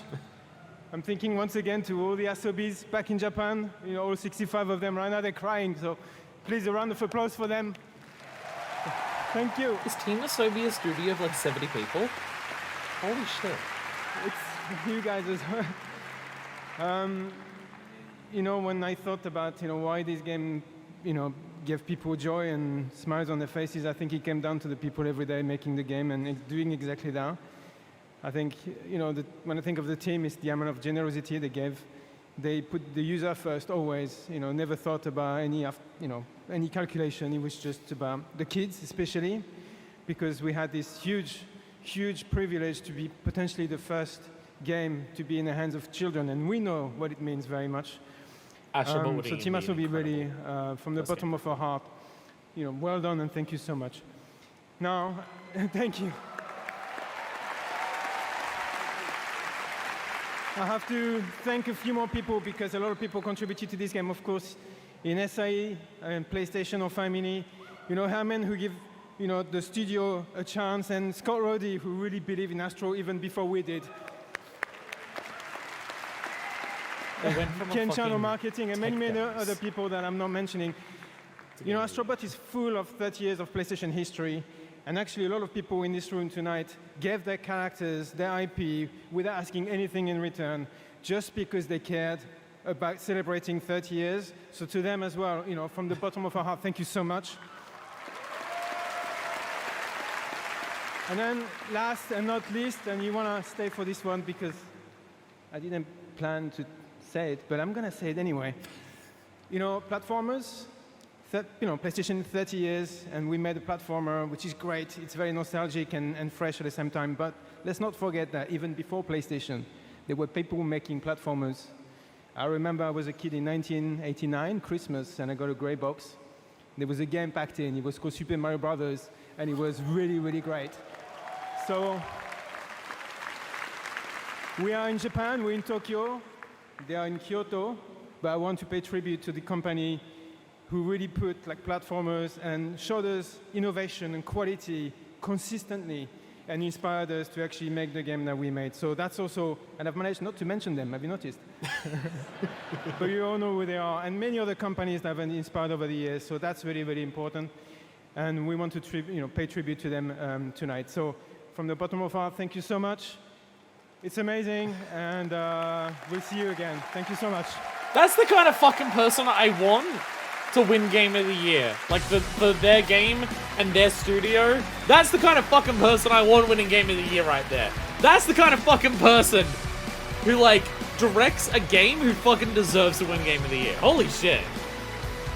Holy shit. Congratulations, Astrobot, and that is going to do it. Holy for shit. 10th anniversary of the Game Awards. A lot of I chat hope there. tonight made you believe the future of our medium is brighter and greater than ever. Congratulations to the winners. Wukong Thanks Dev to going all on the a tyrant on incredible Twitter teams about around the not world who winning. shared their upcoming work with Fucking us today. Christ. Putting together this show has been so special to our team, personally and professionally. Thanks to all. Really shows for that Nintendo showing has to up, step it up for now believing because in they will be me and the consistently Game compared to Awards. Astrobot We'll see you now. back here at the Peacock Theater for the Game Playing- Awards 2025. Playing Astrobot, I've said this. Thursday, December 11th, I've been saying this 2025. playing Thank you. Astrobot. Happy holidays. Have a good Playing night. Astrobot for me is a Nintendo have to really do something special with the next Mario.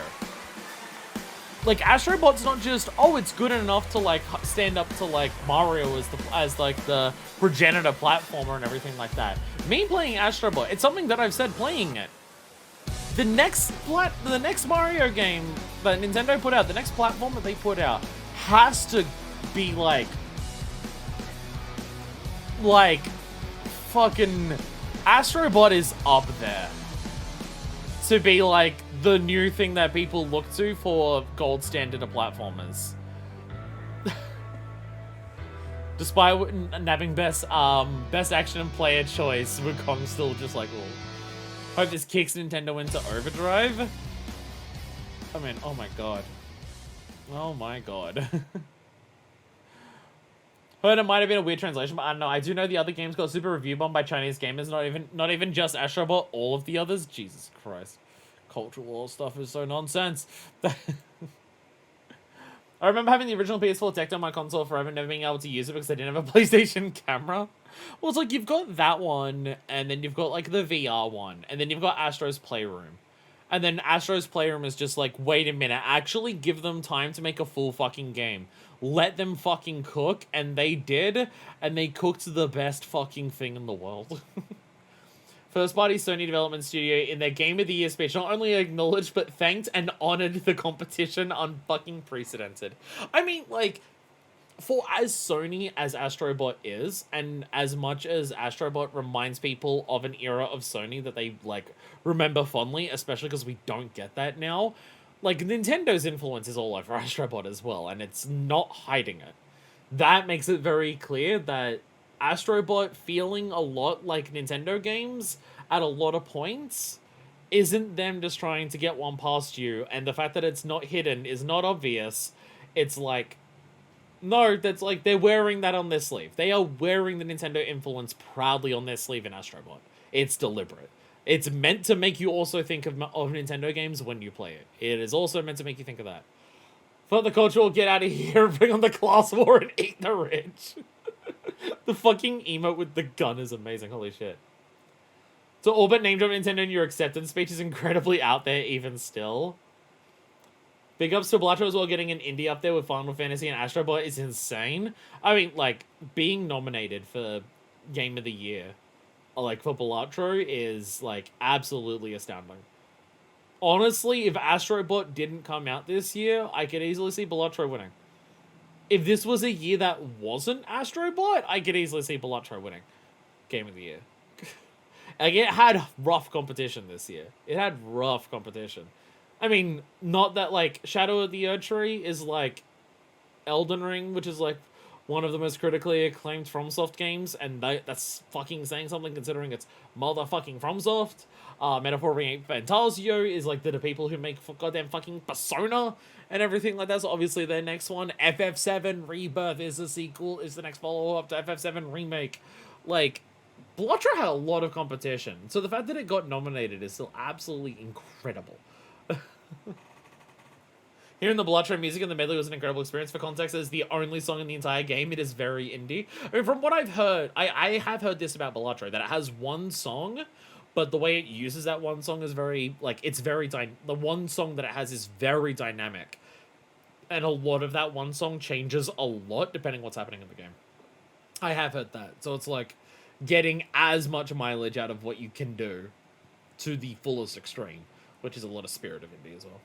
Honestly, I think Metaphor had more pull behind it than either Blatro or Elden Ring. I cannot know. I mean, I've heard also, like, incredible things about Metaphor this year. And again, it's another game made by the people who made Persona 5, which lit the world on fire as well.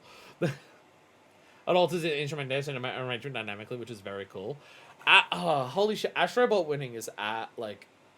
I mean, obviously my chat is biased as hell. Obviously my chat is biased as fuck when we're all here being excited that Astrobot wins Game of the Year.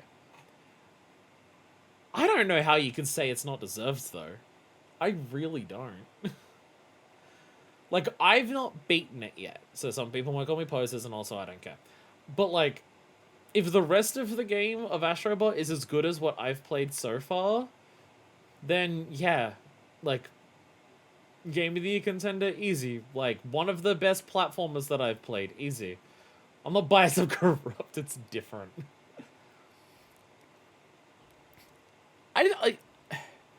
If you want to know why Astrobot deserves to win, honestly, watch my LP. Specifically mine. I think watching my LP, specifically, really indicates why Astrobot is, like, Game of the Year material. And I'm saying that because I don't know if other people have played through Astrobot as slowly as I have to appreciate just how much every single part of it is. Like, if you're playing through that game like a normal-ass fucking platformer, I don't think you're seeing all the stuff that you see in my playthrough that, like, really elevates it to, like, Game of the Year quality. Really don't think so, because holy shit. Because holy shit. Is there other stuff that people want me to watch? I mean, it feels weird to go and watch other stuff now after, you know, we just saw Astrobot win. 1:15:59. Where is that? There's 1:15:59. It's somewhere. There it is. There it is. At 51, that we got a lot to watch. We got a lot to watch. Ever. Game changer. Game changer. Starting in early 2023, significant waves of layoffs started in the games industry. It strikes you, it hurts, right? It's like a ton of bricks. What am I supposed to do? Tens of thousands of gamers have been laid off at a level that is unprecedented in the industry's history. I love this brand, I love this company. Oh my goodness, what am I going to do? I actually started in games relatively late. Even though I've loved the industry ever since I was a little child. My headphones just died. My headphones weren't warning me about low battery. My headphones are getting worse. That's like less than 3.5 hours. My headphones are getting worse. This is concerning. Games relatively late. Even though I've loved the industry ever since I was a little child, because there weren't games jobs around here, I stayed passionate about it and broke through in basically my late 30s. I had seen a few friends get laid off before Thanksgiving, and I said to my wife, Jess, like, this is unacceptable. Hi, everybody. It's Amir, and I'm here to help support you as you look for your next opportunity in video games. I can't imagine what it must feel like for someone to have to go to their family around the holidays and say, I don't have a job, I don't know what's going to happen. I had a robust background in things like data analysis, and I said, well, I can do something with this. I started a community with one resource. We just started putting together a list of all the job openings out there. And over iteration after iteration, it ended up becoming a suite of several different resources. We have 2,300 coaching volunteers who've given people over 50,000 community coaching conversations for free. He's pure pro bono, Amir. There is no payment. He doesn't take anything back from the community. I'm proud to say we've helped place nearly I can't hear it now.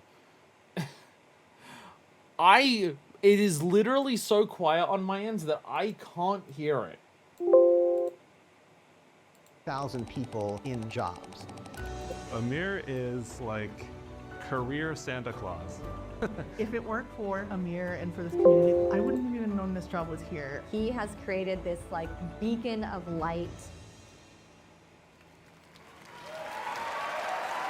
Please join me in welcoming a man who has the well-being of the game development community in his heart. On behalf of the Game Awards, I'm honored to present the first ever TGA Game Changer, Amir Satvat.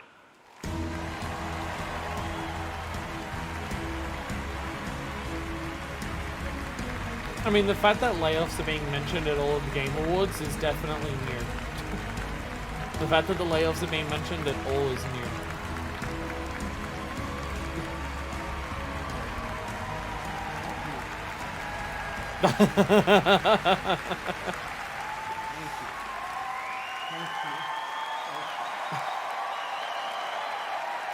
I'll be honest, out of all the things that we've seen tonight, this is the first one that I saw that was a fucking standing ovation. Thank you so much.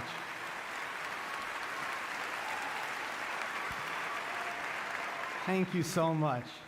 No, you're breathtaking. Thank you, Jeff, and the Game Awards for this. No, just mention that we're celebrating guys trying to help the devs find new jobs. I can't help but say that I love video games with all my heart. To all game makers everywhere, you are seen and treasured, and our community will always be there to help you. Over the last 3 years, we've lost more than 34,000 jobs, a staggering amount of games experience eliminated. This has consequences. You can't make great games without great people.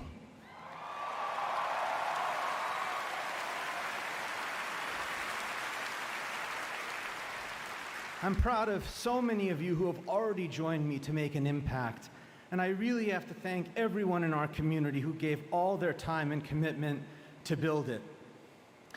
As we gather here tonight for this amazing celebration, I challenge everyone to ask themselves, what more can we each do to make our industry better?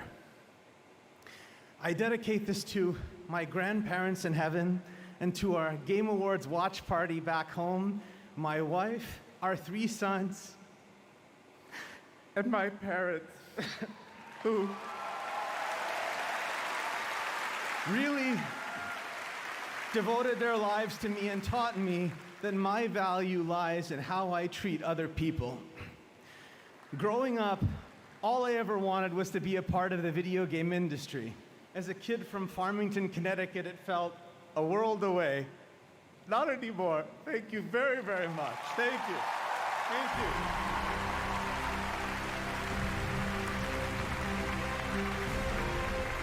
Yeah, as they're panning across the audience, you can see that, yeah, this is one that gets to people.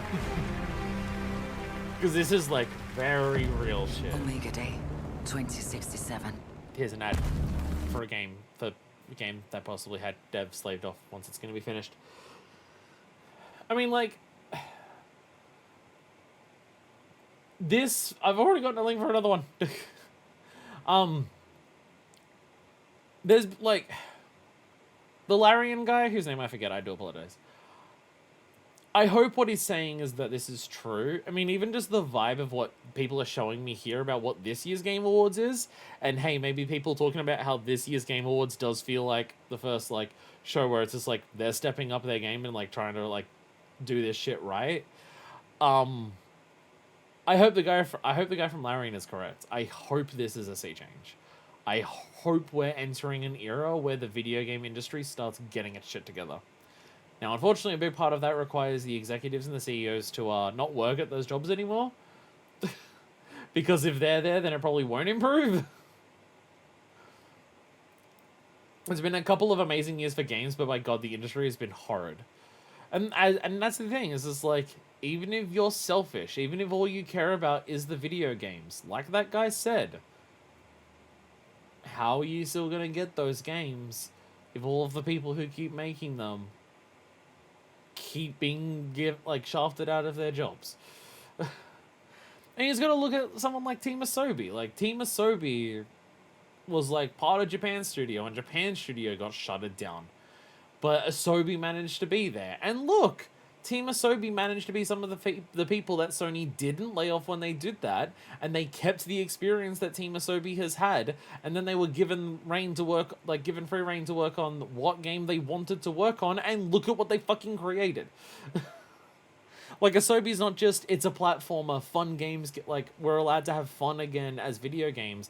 It's also evident that it's just like, hey, if you have talented people with experience, and also getting them to train new people to be talented and have experience, and you get them to work on the things that they are passionate about, look at what you can make. Look at the money that can make. I really feel like this was such a show of solidarity from prolific members of the industry in a way that I would never expected from a Keeley joint. I mean, from what I heard, Keeley was roasted pretty fucking bad after last year's show. Like, between, like, last year's being more aggressively marketing than usual from what I heard, though this one seems to be primarily ads as well. But also just, like, the please wrap it up and just, like, get through the awards as fast as possible so we can get to more ads and shit like that. Maybe he's taking this stuff more to heart over time? Like, maybe Keeley is, like, taking criticisms about, like, his his influence in the video game industry to heart more. It was a heartfelt, but I'd hold off on giving Jeff flowers for this. Like, his response to his obtuse callousness last year, this is damage control. Again, as the guy from Larian said, I'm hoping, it doesn't mean it is, but I'm hoping that this is a moment of, like, this year in general, and just, like, things that have happened this year in games. I'm hoping this is the start of a sea change. Again, like, last year's was so bad that it's hot. Like, you can't take this as honest, but maybe he's changing? It requires consistency. It requires seeing how it pans into the future. Having one show where you acknowledge things isn't enough. It needs to be more. Even as damage control, it's a damn sight to see. Wonderful to see all these devs coming up on stage and calling out the crimes of the industry on the world stage.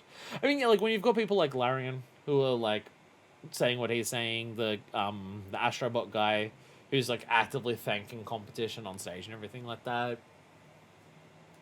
This guy there. Like, even if Keeley himself is just doing this for damage control and everything like that, even if it's just because of that, it can still help. It can still help seeing the other people do that, even if Keeley himself is just doing this for damage control. It can still help. Whether he will, like, keep pushing it further is that. There's a photo of, there's photos of Phil Spencer in the audience looking like he's seething. Yeah, but fuck Phil Spencer. Fuck Phil Spencer. Phil Spencer is one of the highest in the get fucked categories. This was the thing right after the Indie Jones that we skipped before. We want a bit of horror, not the genre, the feeling. After this is a game who bought a trailer spot and that looks like an AI pump and dump scheme. I could not tell you where it is, but it's there. Jesus Christ. Alright, I take it all back. I take it all back. I take all of it back. All of the kudos have been retroactively unkudosed.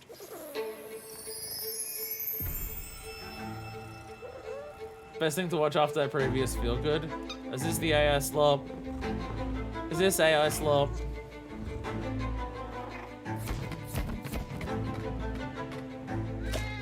Hi, Callie, you schlop. It's very clearly AI slop.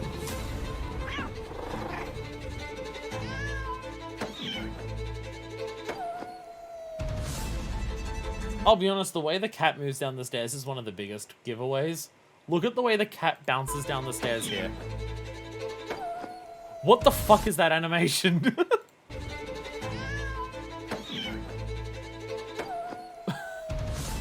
Like, there's definitely an element of people just calling anything that doesn't look pristine AI. And it can definitely go too far. Okay, you look at her. No, okay, that's so obvious. Okay, never mind. Okay, looking at the human makes it so obvious. This is so obvious. Oh, it's actually... Okay.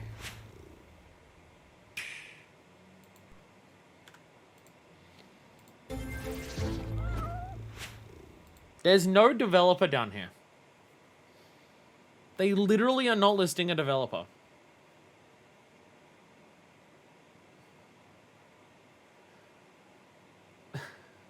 For Steam, Switch, and Apple Watch, the realest game ever. They do not want any names attached to this game. There's literally no devs. There are no devs on that. Oh my god, is this a different mech game?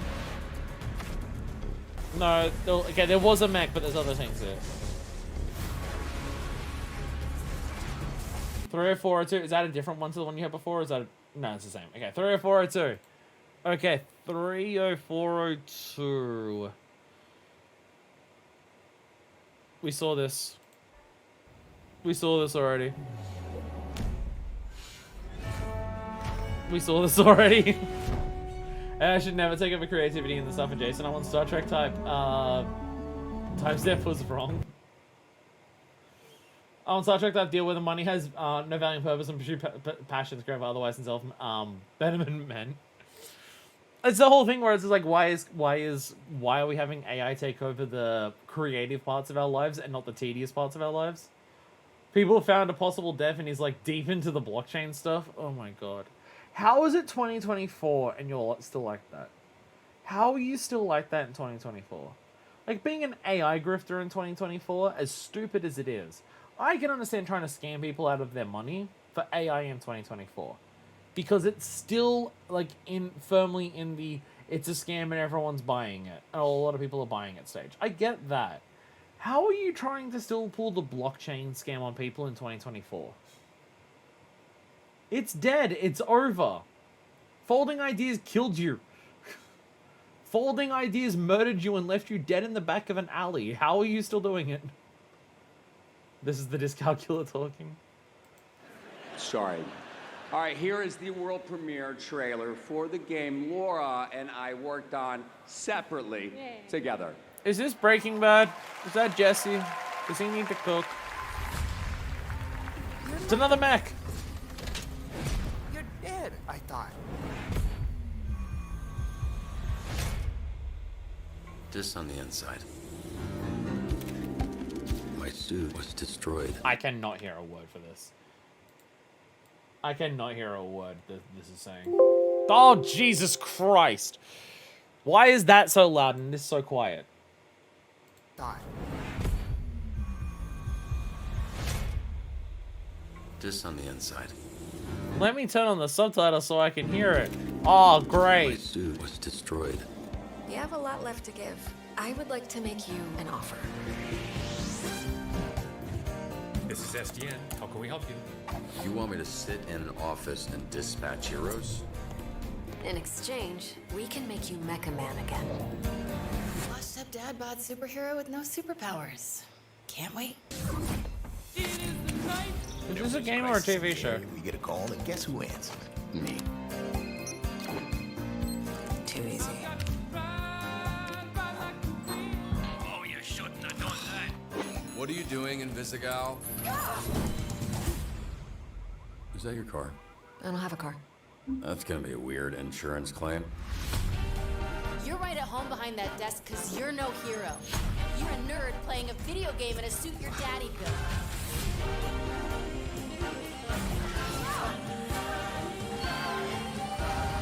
Very specific project. It's not Last of Us. Not Walking Dead. The other zombie You thing. gonna eat those Twinks? That's not what they're... You know what? Help yourself.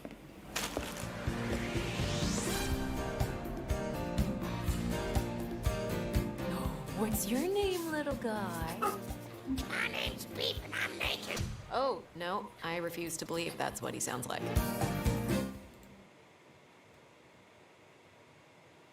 Yeah, I'm not picking up any good vibes from that. No, I've got no interest. Nothing I saw in that gives me interest. Super authentic, and if you check the website, it's like, what the fuck is this game? It's possible to tell, but there's a bunch of stuff that are just definitely just NFTs you can earn. How much money did you pay to get this in the fucking Game Awards? Yeah, I'll be honest. Super miss for me on that trailer. Like, big miss. Big miss for me. Just nothing I saw there interested me or intrigued me. I'll be honest. Very much for me, just nah. I've got no interest in that. Anything else that we should check out while we're here? Who wants to just start playing Astro now? Was released when employed studio managers to somehow pull itself together again. I'll be honest, I thought Telltale was still around. I like that also, but yeah, more TV show that people tell me is good. Well, I'm just like, it looks like a show. I'll give the art style credit. I will give the art style credit. You're right at home behind that desk because you're no Seeing hero. this art style look this good in motion for a video game is impressive. I will very much give it that. Like, this is accomplishing something that I don't think any of the Telltale games did, which is to have an art style this strong work in motion in a video game. Because all the Telltale games that I've played and seen, they have a very distinct, strong art style that do not work in motion in the video game. But this art style is working very well in motion in the video game. That's not what they're... And not just like, Claim. this is, like, obviously, it's a Telltale game, so, like, most of it's, like, there are only so many different ways it can You're move. no hero. You're a But, nerd like, playing a video it'd game be amazing how often that fucking broke in Telltale games. Even normal cutscenes where you just use a dialogue option and it's still janky and, like, doesn't work half the time. This is looking good in motion. This is, I will give it this. Eat those This Twinks? art style is working That's great not in what motion for a video game. Okay, 130.25 is the last time I'm interested in 127 and 342. There's a lot. Again, we should have just watched the whole show. We should have just watched the whole show. I'm feeling like we should have watched the whole show. Playing for keys with no losses. Dripping around with no faucet. Doodles, you have things to answer for. There's better change. Look at the thing, our bosses saying our dues and we don't care what. That have something interesting than it isn't just Overwatch again.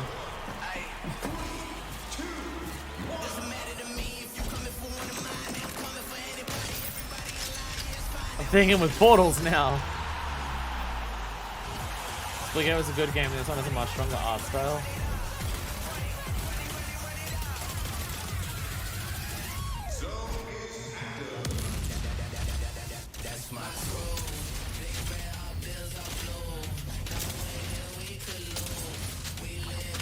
I just feel like, for me personally, this is a case of Portals in the middle of a multiplayer shooter game feels like, for me personally, would be a fucking nightmare to play. On a personal level, I feel like this would be a nightmare for me to play. Splitgate 2. Oh, it's a Splitgate 2. Okay. Dragon. Oh, it's a Dragon Age.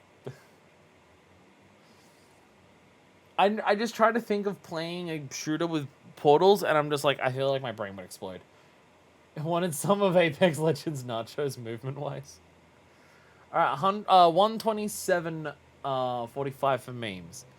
127.45. Nice.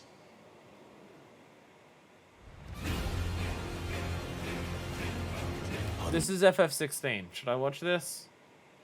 That doesn't matter. I won't. I've already been spoiled by FF14. I can't be spoiled anymore. It's portable to movement shit. It's like my two favorite things to do in a first person. I was about to say, this is FF16. Can I be spoiled? But I've already been spoiled on that because of FF14. This, my sword, I swear, to shield the Firebird's flame forevermore. What is this? More DLC?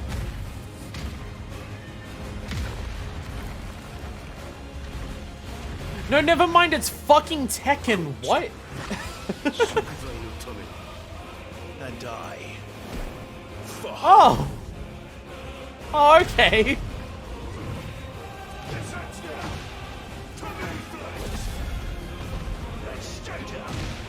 The only fantasy here is yours.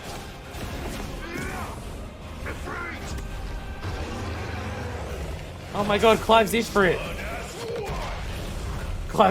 Walt did a really fucking bad job sending Clive back to 16.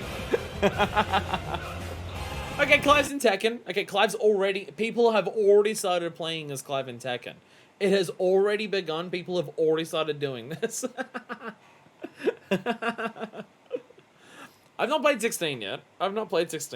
And Tekken is like one of the fighters that I'm not familiar with. But a Final Fantasy character in Tekken. And it's not Tifa. And it's not Tifa. People have already started dressing him up like a slut with Tekken 8's costume system. Really? He's got this much tit out here and people are making him sluttier? Impressive. Thongs and Hawaiian shirts in the game already. Oh my god. That's why it's not Tifa. This is why it's not Tifa. Because y'all can't control yourself. People are posting these questions like, well, what about I'll use glamour prisms? This is why it's not Tifa. Because y'all motherfuckers cannot control yourself. Alright. 34203 for a really cool part. Deku, last time you said this, I had to look at AI cats. Oh! Oh. I think Deku's about to show us the best part of the show. The end! Yeah! Don't let the end show, because it'll probably show thumbnails for shit that I probably shouldn't look at. This is literally as long as the show. This is as long as the fucking show. We should have just watched it and not have me pause. This VOD that we're watching is 3 hours 42. I've been streaming for 3 hours 46. We should have just watched the show. We should have just watched it. Anyways, that's the Game Awards. Let it be known. We'd be here for an extra hour. Shush.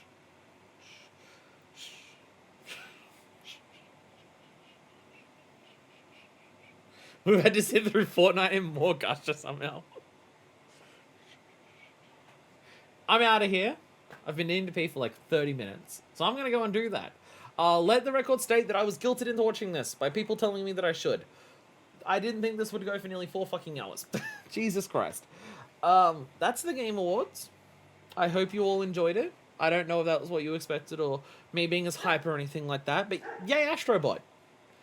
Yay Okami. Yay the other things that were mentioned. Anyways, I'm out of here. I'll see you all next time for actually, like, getting my hand on the controller and, like, going beep, beep, beep, boop, boop, boop, boop, boop, boop, boop, boop, boop, and we're actually going to play a video game next time.